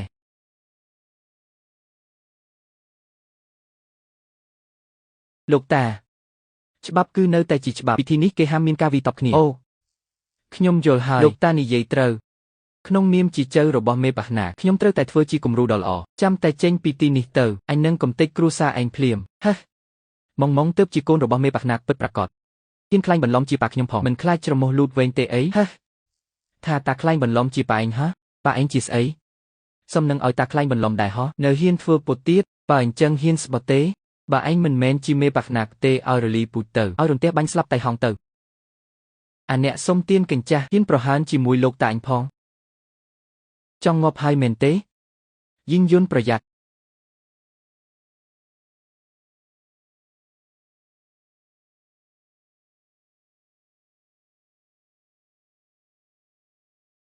យ៉ាប់ហើយ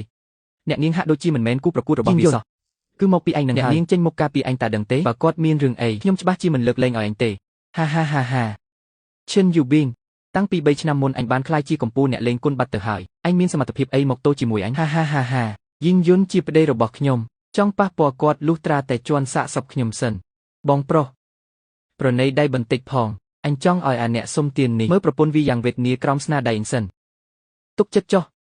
អញនឹងកំទេចក្បាច់គុណនាងចោលឥឡូវនេះដល់ពេលនោះវានឹងក្លាយជាមនុស្សពិការឲ្យឯងចាត់ការតាមចិត្តប្រយ័ត្នណាស្លាប់ហើយកម្លាំងនេះខ្ញុំទប់មិនជាប់ទេអាអ្នកសុំទានគឺឯងប្រពន្ធខ្ញុំមានតែខ្ញុំម្នាក់ទេដែលអាចធ្វើបាបបានចំណែកឯងនេះតើចាត់ទុកជាស្អីឲ្យប្រកបទៅ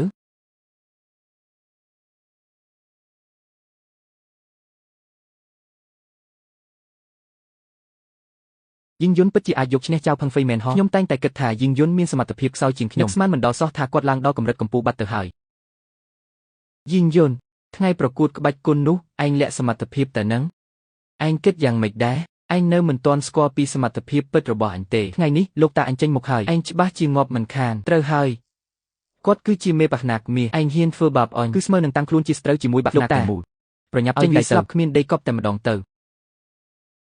ឯងឈ្មោះយីងយុនមែនទេតាមិនចង់បំបែកច្បាប់របស់ពិធីជប់លៀងទេបើឯងព្រមលុតជង្គង់ហើយកាត់ដៃទាំងសងខាងចោលប្រហែលជាតាអាចទុកជីវិតរស់បានបើពុំនោះសោតទេគិតយ៉ាងម៉េចទៅអ្នកនាងបើវាងជឿនសានពិតជាមេបះណាកមែនទោះជាយីងយុនខ្លាំងប៉ុណ្ណាក៏មិនអាចទប់ទល់បានដែរយីងយុនសមត្ថភាពវាងជឿនសានមិនមែនពួកយើងអាចទប់បានទេឆាប់នាំម៉ងរត់ទៅហឹមប្រពន្ធសម្លាញ់បើបងចេញទៅបាត់មិននឹងអាចសម្ដែងឈុតហែកមុខមនុស្សខ្លាំងៗឲ្យអូនមើលបានទៅហែកមុខតែជីកញ្ចាស់នេះអាងខ្លួនចាស់ហ៊ានខ្លាញ់បន្លំជាមេបះលោកមេបះនេះមិនមែនជាការបកស្រោមមុខទេអាល្អិតបើឯងចង់ងាប់ខ្លាំងណាស់កុំបន្ទោសយើងឲ្យសោះឈប់ភ្លាមនរណាហ៊ានមករករឿងក្នុងពិធីជប់លៀងនេះលោកតាហ្វឹងឈួតមែនទេនរណាថ្លើមធំម្លេះហ៊ានមកវញញ៉ៃក្នុងពិធីជប់លៀងនេះលោកតាគឺអាសុំទាននេះមានទៀបចំពោះលោកតាសិនទេបាយអាចញ៉ាំផ្ដេសផ្ដាស់បានតែសម្ដីមិនអាចនិយាយផ្ដេសផ្ដាស់ទេបើគុំតែពួកឯងមកនិយាយរវើវីនៅទីនេះរំខានដល់ការញ៉ាំរបស់ខ្ញុំនិងកូនស្រីក៏ខ្ញុំមិនវីវាឲ្យដូចឆ្កែញាប់បែបនេះដែរត្រូវហើយឯងថាអ្នកណាជីឆ្កែញាប់ឈប់ទៅខ្ញុំសូមប្រាប់ទុកជាមុនពេលនេះលោកមេបកកំពុងនៅទីនេះបានរណាហ៊ានរករឿងទៀតគុំបន្ទោសបាក់ណាកយើងថាមិនយោគយល់ឲ្យសោះលោកតាតាមពិតលោកតារបស់ខ្ញុំគាត់គឺហឹមមិននឹងលោកតាមិនមែនជាមេបះណាកទេរដងតាធ្លាប់ប្រាប់ចៅថាមិនខ្លះធ្វើមនុស្សត្រូវចេះដាក់ខ្លួនយកទេអូបាទចៅយល់ហើយលោកតាអាសុំទានឯងចាំមើលទៅចាំបន្តិចទៀតយើងនឹងទូទាត់បញ្ជីមួយនេះសំណាងហើយបើគុំតែលោកតាហ្វឹងមកតាន់ពេលឡោះខ្ញុំនឹងយីវីនច្បាស់ជាចាប់មិនខានតែកិច្ចបានមួយគ្រាមិនអាចកិច្ចបានរហូតទេគ្រូសាឈីនចប់សពគ្រប់ហើយឆាប់ឡើងរៀបចំកៅអីនៀកដែលប្រធានាធិបតីប្រទានមានតែមេបះណាកទេទើបមានសិទ្ធិអង្គុយនេះមានន័យថាពួកយើងនឹងបានឃើញមុខមាត់ពិតរបស់លោកមេបះហើយមែនទេលោកតានោះគឺជាកន្លែងដែលគេរៀបចំសម្រាប់លោកតាហើយលោកតាប្រញាប់ឡើងទៅអង្គុយទៅ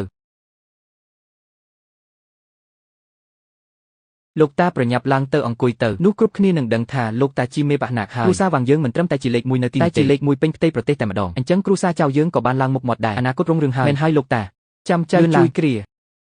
អង្គុយស្អីទៅតាមពិតតាចូលចិត្តធ្វើជាមនុស្សធម្មតាបែបនេះអាចនៅក្បែរមនុស្សទូទៅបានយ៉ាងជិតស្និទ្ធតែបើតាឡើងទៅអង្គុយមែននោះតាអាចលាក់អត្តសញ្ញាណបានយ៉ាងម៉េចទៅពិតមែនហើយលោកតានិយាយត្រូវណាស់លោកតាជាមេបះណាកតែបែរជាចេះដាក់ខ្លួនយ៉ាងនេះពិតជាគួរឲ្យសរសើរមែនបងអូឆាប់ប្រាប់ប៉ាម៉ាក់ខ្ញុំទៅវាងជិនសានជាមេបះណាកមែនចប់ពិធីនេះពេលណាគេច្បាស់ជាកំតិចគ្រូសាឈិនមិនខានឆាប់នាំគ្រូសាយើងរត់ចេញពីទីនេះឲ្យលឿនទៅកាន់តែលឿនកាន់តែល្អអូនសម្លាញ់ម្នាក់នោះគឺជាមេបះខ្លាញ់ខ្លាយទេគ្មានអីត្រូវខ្លាចគាត់ឡើយមិនក៏អូនមិនជឿបងអញ្ចឹងយីវិញបងឯងឈប់និយាយទៅតើបងចង់ឃើញគ្រូសាឈិនស្លាប់គ្មានសល់ទើបបងអស់ចិត្តមែនទេបងថាវាងជិនសានមិនមែនជាមេបះណាកមែនទេបានចុះប្រាប់មកមើលថាមេបះពិតប្រកបនៃណាអ្នកនាងមិនស្រួលទេបាត់ខ្លួនហើយថាម៉េចអ៊ីវិញកូនមិនមែននៅក្បែរបងរហូតទេចុះកូននៅណាម៉ាក់កូននៅទីនេះម៉ងម៉ាក់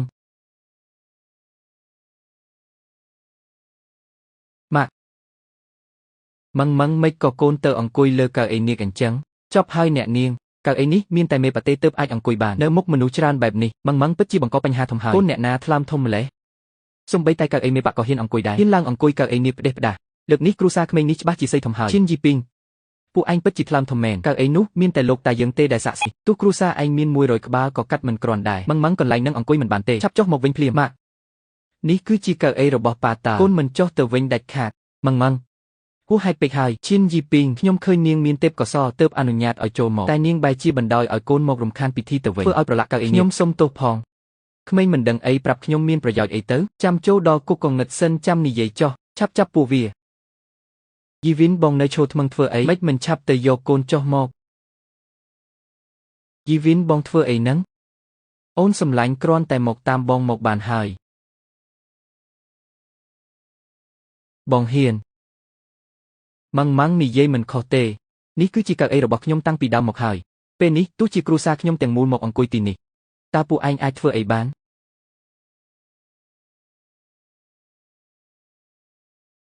យី ធ្លាប់តែឃើញមនុស្សក្រអឺតក្រទមតែមិនដែលឃើញអ្នកណាក្រអឺតក្រទមដល់ថ្នាក់នេះទេមករករឿងក្នុងពិធីនេះគឺមានតែវានឹងហើយអ៊ីវិញនេះជាកៅអីនាគណាបងគិតថាពួកយើងស្លាប់មិនទាន់លឿនទេម៉ាក់អង្គុយជាមួយកូនដោយក្តីសុខមកកាលមុនកូនអង្គុយលេងទីនេះរាល់ថ្ងៃតើលោកតានោះជាកៅអីរបស់លោកតាណាលោកតានៅត្រង់កាទៀបចេញដៃសម្រាប់ពួកវាទៅកុំឆេវឆាវពេកមើលមិនយល់សោះមិនបាច់ដល់ដៃតាទេមុខជាមានអ្នកចាត់ការពួកវាហើយគឺខ្ញុំអ្នកចាត់ការពួកឯងនៅឈរថ្មឹងធ្វើអីទៀតចុះដៃទៅចាំទុកកុំឲ្យប្រឡាក់កៅអីនេះក៏សោះឈិនយីពីងនាងចង់ទោជាមួយបាក់ណាក់យើងមែនទេសូមទោសផងលោកតាហ្វឹងខ្ញុំគ្មានចិត្តណាទោជាមួយបាក់ណាក់ទេតែទោះយ៉ាងណាក៏ដោយយីវិនគឺជាប្តីរបស់ខ្ញុំទោះជាផ្លូវនេះគ្មានផ្លូវត្រឡប់ក្រោយក៏ខ្ញុំត្រូវទៅជាមួយគាត់រហូតដល់ទីបញ្ចប់ដែរលោកឈីងស្វៀនចិត្តមកដល់ហើយគាត់ធ្លាប់ឃើញមុខមាត់ពិតរបស់លោកមេដល់ពេលនោះមើលអាសុំទានឯងនៅអាចធ្វើពុតបានទៀតអត់បើឯងចេះគិតឆាប់ចុះពីលើកៅអីនាគនឹងភ្លាមទៅលោកតារបស់យើងទើបជាមេបាក់ណាក់ពិតកៅអីមួយនេះមានតែគាត់ទេដែលស័ក្តិសមណែនាំឲ្យឯងសួរតារបស់ឯងសិនទៅថាបើខ្ញុំឲ្យអង្គុយតើគាត់ហ៊ានអង្គុយឬអត់តារបស់យើងជាមេបាក់ណាក់មានអីដែលគាត់មិនហ៊ាននោះត្រូវហើយលោកតាកៅអីនេះគួរតែជាកន្លែងរបស់លោកតាហើយលោកតាឡើងទៅអង្គុយឲ្យវាស្រឡាំងកាម្ដងទៅអ្នកនេះល្ងងមែនតាមិនមែនជាមេបាក់ណាក់គេណាឲ្យតាអង្គុយកៅអីនេះគឺចង់ឲ្យតាងាប់លឿនមែនទេអាសុំទានមួយនិយាយរវើវីសោះតែជាពួកឯងទៅយកចិត្តទុកដាក់នឹងវាដែររាល់ដងតាធ្លាប់បង្រៀនពួកឯងថាមិនខ្លះកិត្តិយសចរិតថ្លៃថ្នូរណែណាបាទលោកតានិយាយត្រូវហើយឃើញទេអ៊ីវីងលោកតាយើងចិត្តទូលីណាស់ទើបមិនប្រកាន់នឹងឯងលើកនេះចាត់ទុកថាឯងសំណាងហើយចិត្តទូលីអញ្ចឹងឬហាហាខ្ញុំគិតថាគាត់គ្មានភាពក្លាហានច្រើនជាងល្អិតបើហ៊ានញុះញង់យើងទៀតកុំបន្ទោសថាយើងមិនយោគយល់ឲ្យសោះអ៊ីវីងកុំញុះញង់គាត់ទៀតអីគាត់ជាមេបាក់ណាក់ណាពួកយើងបុកចូលគ្នាក៏មិនមែនជាគូប្រកួតគាត់ដែរឆាប់រត់ទៅតាចាស់បើឯងពិតជាមិនយោគយល់មែនគួរតែឡើងមកអង្គុយលើកៅអីនាគនេះមកក្នុងន័យថាឯងមិនហ៊ានអង្គុយវាច្បាស់ណាស់ថាឯងជារបស់ខ្លែងខ្លាយបើឯងចង់ងាប់ខ្លាំងណាស់យើងនឹងបំពេញបំណងឲ្យឯងអាហាម៉ងទុកចិត្តចុះអូនសម្លាញ់គាត់មិនមែនជាគូប្រកួតរបស់កូនយើងទេបងកំពុងនិយាយស្អីហ្នឹងមេបាសនាមានក្បាច់គុណខ្លាំងពូកែម៉ងអាចឈ្នះគាត់បានយ៉ាងម៉េចទៅបើមិនជឿទេអូនចាំមើលទៅនឹងដឹងហើយហេមីក្មេងតូចកុំគិតថាក្មេងយើងមិនហ៊ានសម្លាប់ឲ្យសោះកុំគិតថាចាស់ហើយអាចមកលោកតាវីបានល្អណាស់ហាយីវិនឯងពូកែតែពួនក្រោយក្នុងប្រពន្ធនឹងកូនស្រីប៉ុណ្ណោះឯងពិតជាអាមនុស្សកំសាកមែនយីវិនឯងធ្វើជាឪពុកគេបែបនឹងមែនទេបើនៅតែបែបនេះទៀតម៉ងច្បាស់ជាត្រូវវាងចិនសានវីរបួសធ្ងន់មិនខានមិនបានទេអូនត្រូវតែទៅជួយម៉ងអូនសម្លាញ់កុំតន់ភ័យរឿងសប្បាយមើលមិនទាន់ចាប់ផ្ដើមផងប៉ាម៉ងទ្រាំលេងបានហើយល្អចឹងប៉ាអនុញ្ញាតឲ្យកូនវីម្ដងចុះយេល្អណាស់ទីបំផុតអាចដោះវាចេញបានហើយនោះគឺជាខ្សែដៃទម្ងន់ធ្ងន់សម្រាប់ហ្វឹកហាត់ក្បាច់គុណកម្រិតកំពូលត្រាពាន់ទម្ងន់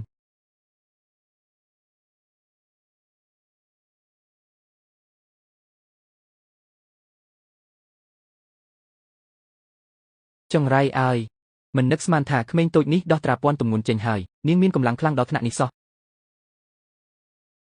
ហេថាម៉េចលោកតាគាត់ចាញ់ក្មេងនេះទៅវិញវាមិនអាចទៅរួចទេកូនស្រីអាសុំទៀននោះដល់កម្រិតកំពូលទៅហើយនឹងយ៉ាងម៉េចហើយអូនបងប្រាប់ហើយថាតាចាស់នឹងវាមិនឈ្នះនាងទេនៅគ្រូគុណកម្រិតកំពូលមែនទេកុំប្រាប់ណាថាម៉ងចេះហាត់គុណតាំងពីនៅក្នុងពោះនោះមិននឹងអាចទៅរួចទៅណែលោកតាចាស់មិនមែនលោកតាតែងតែអួតខ្លួនថាជាមេបាក់ណាគ្រីទេអីចុះមិនក៏មកចាញ់ក្មេងអាយុ7ឆ្នាំដូចជាខ្ញុំទៅវិញលោកតាមិនក៏លោកតាចាញ់ក្មេងស្រីម្នាក់លោកតាមិនអាចអាំងតែក្មេងនោះនៅតូចហើយយកយល់មិនបញ្ចេញស្នៀបចាញ់ក្មេងម្នាក់តាគិតយកមេបាក់ណាគ្រីយកទៅទុកឯណាអញ្ចឹងមែនទេចឹងសារឲ្យគាត់បញ្ចេញកម្លាំងពិតមកមើលអ៊ីវិនឯងកុំមើលងាយគេពេកសំបីម៉ងក៏ដឹងថាហ៊ានលេងហ៊ានសង្ដែរឯងចាស់ស្កូវសអស់ទៅហើយនៅចង់លេងខូចទៀខ្មាស់គេស្លាប់ហើយថ្ងៃនេះបើខ្ញុំមិនយកគិតយកមកវិញទេច្បាស់ជាខ្មាស់គេរហូតដល់ថ្ងៃស្លាប់មិនខានអ៊ីវិនគាត់លេបថ្នាំពុលបង្កើនកម្លាំងហើយទទួលយកបាតដៃមរណៈនេះទៅ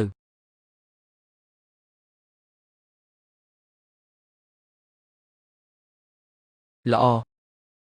វីបានល្អណាស់អាសុំទៀនលើកនេះកូនស្រីឯងច្បាស់ជាស្លាប់ហើយហាអ៊ីវិនម្នាក់បន្ទាប់ដែលត្រូវស្លាប់គឺជារូបឯងអាហែងមនុស្សទៅណាហើយម៉ងកូនមិនអីទេមែនទេម៉ងមិនអីទេប៉ាម៉ងចង់លេងជាមួយគាត់ទៀតកូនទៅរកម៉ាក់សិនទៅទុកពេលបន្ទាប់ឲ្យប៉ាអ្នកចាត់ការម្ដង ខ្ញុំគិតឆ្ងល់ថាក្នុងមហាសន្និបាតក្បាច់គុណមានអ្នកហ៊ានលួចប្រើថ្នាំបំពន់កម្លាំងអញ្ចឹងពិតគឺរៀនសូត្រពីតាចាស់ក្បាលខូចដូចជាឯងសោះហើយជាមេដឹកនាំមិនល្អកូនចៅក៏អាក្រក់តាមមែនធ្វើបាបក្មេងវាអស់ចាស់ណាស់ទៅអីចូលមកខ្ញុំនឹងលេងកំរែងម្ដងយីវិនកូនស្រីចាញ់ហើយឥឡូវដល់វាកពុកឡើងមករកងាប់ម្ដងមែនទេអាសុំទៀនមានសមត្ថភាពត្រឹមឯងក៏ចង់ទោជាមួយលោកតាខ្ញុំដែរខ្ញុំសូមណែនាំឲ្យឯងទៅពូនក្រោយក្នុងប្រពន្ធកូនវិញទៅល្អជាងប្រយ័ត្នតែបាត់បង់ជីវិតទៅហាយីវិនគុំទៅអីម៉ងខ្លាំងប៉ុណ្ណឹងទៅហើយនៅតែចាញ់គាត់ចុះទម្រាំគាត់ជាមេបាសនាគ្រីកទៀតពួកយើងវាមិនឈ្នះពួកគេទេប្រសិនបើមេបាសនាគ្រីកមានចរិតថោកទាបបែបនេះមែនចុះបាសនាគ្រីកមិននឹងអាចឈរជើងខ្លាយជាកម្ពុជាបាក់យុទ្ធសិលឹបទី1បានទៅបេស្នៀតឯងមានន័យថាម៉េចខ្ញុំតើឯងបេស្នៀតចុះកុំឲ្យគេថាខ្ញុំរៀងក្មេងធ្វើបាបមនុស្សចាស់អាមួយនេះឯងចង់ស្លាប់មែនទេ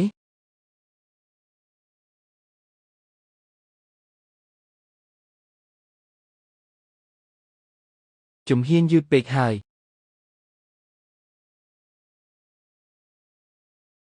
សមត្ថភាពអន់ខ្លាំងណាស់ឯងប្រើក្បាច់គុណអ្វីឲ្យប្រាកដអូនសម្លាញ់បន្ទាប់ពីនេះបងនឹងឲ្យអូនដឹងថានរណាទើបជាមេបាសនាគ្រីកពិតប្រាកដ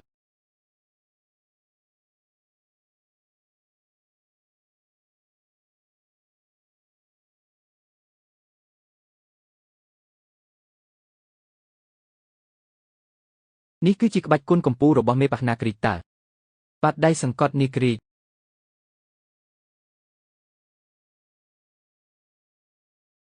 ឯងមិនក៏ឯងចេះបាត់ដៃសង្កត់នីគ្រីករបស់មេបាបានកុំប្រាប់ណាថាឯងគឺជាត្រូវហើយខ្ញុំគឺជាមេបាសនាគ្រីកថាម៉េចមិនមែនទេដឹងអ្នកនាងជីវិនគាត់គឺជាមេបាសនាគ្រីកមែនទេកុំប្រាប់ណាថាមេបាសនាគ្រីកគឺនៅក្បែរខ្លួនខ្ញុំរហូតមកនោះឈួតអស់ហើយឯងប្រកាសជាច្រឡំហើយមេបាសនាគ្រីកមិននឹងអាចជាអាសុំទៀនទៅរួចត្រូវហើយប្រហែលជាវាគ្រាន់តែចេះក្បាច់គុណដូចទៅនឹងមេបាប៉ុណ្ណោះពួកឯងនិយាយត្រូវគ្រាន់តែឃើញក្បាច់គុណមិនប្រកាសថាគេជាមេបាទេប៉ុន្តែលោកឈីងសៀនចិត្តមកដល់ទីនេះហើយគាត់ធ្លាប់បានឃើញមុខមាត់ពិតរបស់មេបាផ្ទាល់ជីវិនអញគិតថារៀនបានក្បាច់គុណខ្លាំងៗតិចតួចអាចមកខ្លាញ់បន្លំធ្វើលោកតាខ្ញុំបានមែនទេលោកឈីងសៀនមកដល់ឯងដោះសារយ៉ាងម៉េចតែឯងវាមិនឈ្នះទាំងប៉ាខ្ញុំផងនៅហ៊ានអួតខ្លួនថាជាមេបាទៀតពួកល្ងងអើយនោះដោយសារលោកតាទើបចេញពីហាត់គុណមិនទាន់សារសុំទៀនឯងឈ្នះព្រោះតែសំណាងប៉ុណ្ណោះជីវិនហ៊ានតាំងខ្លួនជាមេបាសនាគ្រីឯងដឹងទេថាត្រូវមានទោសអ្វីថ្ងៃនេះកុំថាឡើយតែរូបឯងសូម្បីគ្រួសារឈីនទាំងមូលក៏ត្រូវកប់ជាមួយឯងដែរចប់ហើយអ្នកនាងពួកយើងបែរជាងងឹតងល់ទៅជឿសម្ដីរបស់យីវិនថាមេបាសនាគ្រីពិតមែនអូនដឹងថាបងធ្វើដើម្បីការពារគ្រួសារឈីនរបស់ពួកយើងប៉ុន្តែបងដឹងទេថាបើគេចាប់បានថាបងខ្លាញ់បន្លំជាមេបាមែននោះទាំងបងទាំងគ្រួសារអូននឹងត្រូវគេសម្លាប់ទាំងពូជមិនខានចុះបើបងជាមេបាពិតប្រាកដមែននោះកុំលេងសើចទៀតទៅថាប្តីរបស់ខ្ញុំគឺជាមេបាសនាគ្រីហ្នឹងរឿងបែបនេះតើឲ្យខ្ញុំជឿបានដោយរបៀបណាទៅលោកឈីងសៀនអញ្ជើញមកដល់ហើយ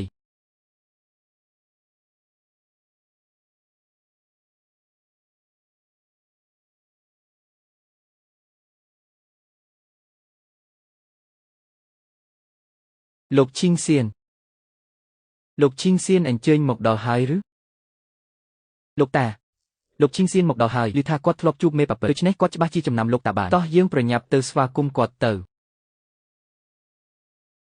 ឈីងសៀនឃើញលោកតាខ្ញុំហើយមិនក៏មិនព្រមលុតជង្គង់គោរពទៀតឲ្យខ្ញុំលុតជង្គង់គោរពគាត់ប្រកាសហើយលោកតាខ្ញុំជាមេបាសនាគ្រីបើមិនគោរពគាត់ចង់ឲ្យគោរពអ្នកណាតើវាជាស្អីគេបានជាហ៊ានមកខ្លាញ់បន្លំជាមេបាបែបនេះរកងាប់ហើយហាវធានឯងមិនអីទេហ៎វាងចិនសានប្រាប់គេភ្លាមទៅមើលថាឯងជាមេបាស្ឬក៏អត់ហាវធានតាមិនដែលនិយាយថាខ្លួនឯងជាមេបាខៃណាពួកឯងចេះតែទីផ្ដេសផ្ដាស់ខ្លួនឯងសោះឥឡូវវោហើយទៅញុះញង់លោកឈីងសៀនបែបនេះតាក៏ជួយឯងមិនបានដែរថាម៉េចលោកតាឯងមិនមែនជាមេបាទេចុះមិនប្រាប់ពីដំបូងសម្រាប់ចៃឯងហើយតាឲ្យហាទូដារបស់ខ្ញុំមិនមែនជាមេបាក៏ដោយក៏អាអ្នកសុំទៀននឹងមិនមែនជាមេបាដែរវាថ្លើមធំណាស់មិនត្រឹមតែហ៊ានអង្គុយកៅអីនេះគ្រីទេថែមទាំងហ៊ានអះអាងថាខ្លួនឯងជាមេបាណាគ្រីទៀតលោកឈីងសៀនសុំលោកប្រញាប់សម្លាប់វាចោលមួយពូទៅលោកឈីងសៀនមិនក៏លោកវាខ្ញុំទៀតហើយទើបជាជនខ្លែងបន្លំតើកូនចៅឈីងសៀនសូមគោរពលោកមេបាទេគេពិតជាមេបាមែនហ៎ មិននឹងអាចទៅរួចជារឿងមិនពិតទេខ្ញុំហ៊ានខ្លាញ់បន្លំជាមេបៈនៅចំមុខមេបៈពិតប្រាកដទៅវិញត្រកូលវាងយើងចប់ត្រឹមនឹងហើយសៀវសៀនងើបឡើងចុះអរគុណលោកមេបៈបើឯងមកយឺតតែបន្តិចទៀតប្រពន្ធយើងប្រកាសជាភ័យយំមិនខានទេធ្វើការមិនបានដិតដល់បើមានលើកក្រោយទៀតប្រយ័ត្នយើងកាត់ប្រាក់ខែសុំទោសលោកមេបៈធានាថារឿងបែបនេះនឹងមិនកើតឡើងជាលើកទី2ទេអ្នកនាងយីយុនពិតជាមេបៈណាគ្រីតមែនចុះកន្លងមកតាមពិតយីយុនមិនដែលកុហកខ្ញុំសោះតែខ្ញុំបែរជាមិនជឿគេទៅវិញម៉ាក់ឃើញទេម៉ងប្រាប់តាំងពីយូរហើយតែម៉ាក់មិនជឿម៉ងងលោកមេបៈតើគួរចាត់ការពួកវាបែបណាដែរទៀនបញ្ជូនពួកវាទៅគុកកងឹតនាគ្រីតទៅលោកមេបៈសូមលើកលែងទោសផងខ្ញុំសុខចិត្តប្រគល់ទ្រព្យសម្បត្តិតកូវាងទាំងអស់លោកមេបៈខ្ញុំខុសហើយសូមលោកមេត្តាអភ័យទោសផងមិនតាក់ទងនឹងខ្ញុំទេខ្ញុំនឹងស្រីម្នាក់នេះត្រឹមតែលេងសើចមេបៈលើកលែងទោសឲ្យខ្ញុំផងលែងខ្ញុំយកពួកវាទៅលោកមេបៈពិធីជប់លៀងគុំក្រហមនេះបញ្ចប់ត្រឹមនឹងទៅយប់រៀងជ្រៅហើយខ្ញុំត្រូវនាំប្រពន្ធកូនត្រឡប់ទៅញ៉ាំបាយនៅផ្ទះវិញបាទប្រពន្ធសម្លាញ់ផ្លឹកអីហ្នឹងតោះទៅផ្ទះអូសូមគោរពលាលោកមេបៈសូមគោរពលាលោកមេបៈ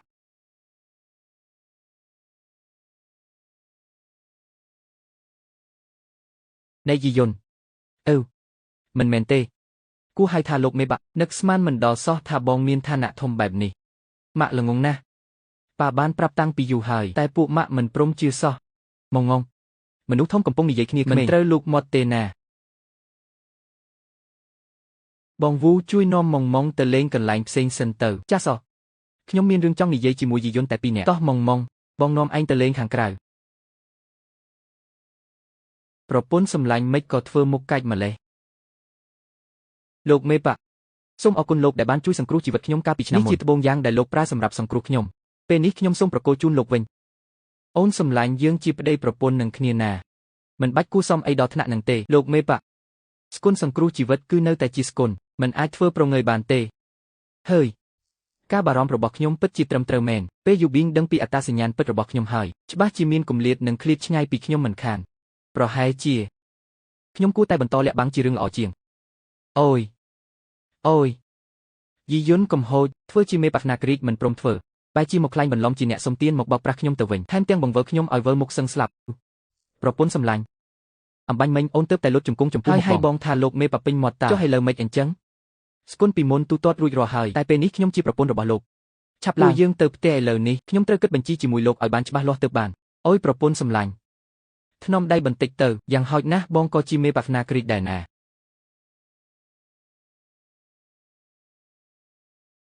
តាវាឲ្យប្រញាប់ដៃប្រញាប់ជើងបន្តិចទៅមនុស្សរបស់បាក់ណាគ្រីតចិត្តមកដល់ឥឡូវហើយវាងចិនសានគឺពិតជាមេបាក់ណាគ្រីតមែន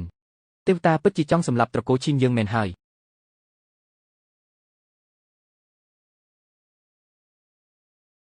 យូប៊ីងគេចិត្តមកសម្លាប់ដល់ផ្ទះទៅហើយកូនឯងត្រឡប់មកវិញធ្វើអីទៀតប្រញាប់រៀបចំខ្លួនគេចេញពីជីនហៃជាមួយម៉ាក់ទៅម៉ាក់ពួកយើងមិនបាច់រត់គេចទេបាក់ស្នាគ្រីតមិនមកចាត់ការពួកយើងទៀតនោះទេថាម៉េចមេបណាគ្រីតនោះអីមិនមែនអ្នកណាផ្សេងទេគឺយីយុននឹងឯងមេបណាគ្រីតឆោះគឺគេនឹងពុកនឹងម៉ាក់ទោះជាចាស់មែនតែមិនទាន់វង្វេងទេណាកូនត្រូវហើយអាយីយុនរាល់ថ្ងៃសឹងតែអត់បានការសោះមិននឹងអាចខ្លាយជាមេបណាគ្រីតដ៏ខ្ពង់ខ្ពស់ទៅរួចនោះហាម៉ាក់ឯងសើចអីណែចេញមកមើលខាងនេះលឿនឡើងពូទី2មីងទី3មីងទី4មិននាំគ្នារត់គេចខ្លួនមកផ្ទះខ្ញុំធ្វើអីរត់គេចទៅណាទៀតទៅពេលនេះទូទាំងជីនហៃទៅហើយនរណាមិនដឹងថាត្រកូលឈីនមានកូនប្រសាជាមេបនោះកូនប្រសាជាមេបហោះមើលចុះនៅធ្វើពុតទៀតរឿងនៅក្នុងពិធីជប់លៀងគុំក្រហមពួកយើងបានដឹងអស់ទៅហើយកូនប្រសាអ្នកឯងយីយុនគឺជាមេបណាគ្រីតថ្ងៃក្រោយទៅត្រកូលឈីនយើងនឹងមានបានធំហើយថាម៉េចយីយុនពិតជាមេបណាគ្រីតមែនហោហាប៉ាម៉ាក់យប់នេះម៉ងចង់គេងជាមួយអ្នកទាំងពីរម៉ងកុំរំខានអីកូនក្រែរបស់ម៉ាក់កូនគេងបានតែ2នាក់ទេ3នាក់មិននឹងគេងកើតទៅបើចឹងយប់នេះម៉ាក់គេងជាមួយម៉ងចុះឲ្យប៉ាកូនឯងទៅគេងនៅបន្ទប់ទទួលភ្ញៀវល្អទេ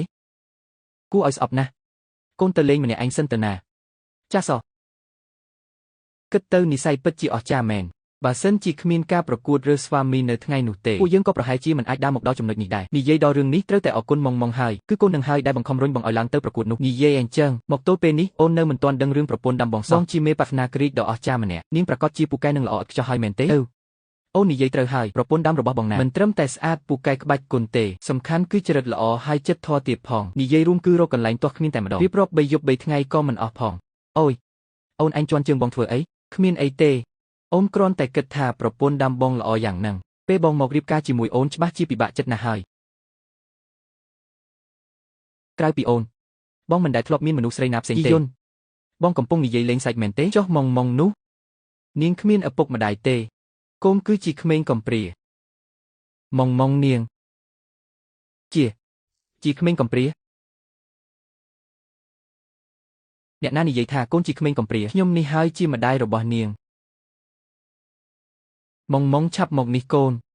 ម៉ាក់ម៉ងមកហើយ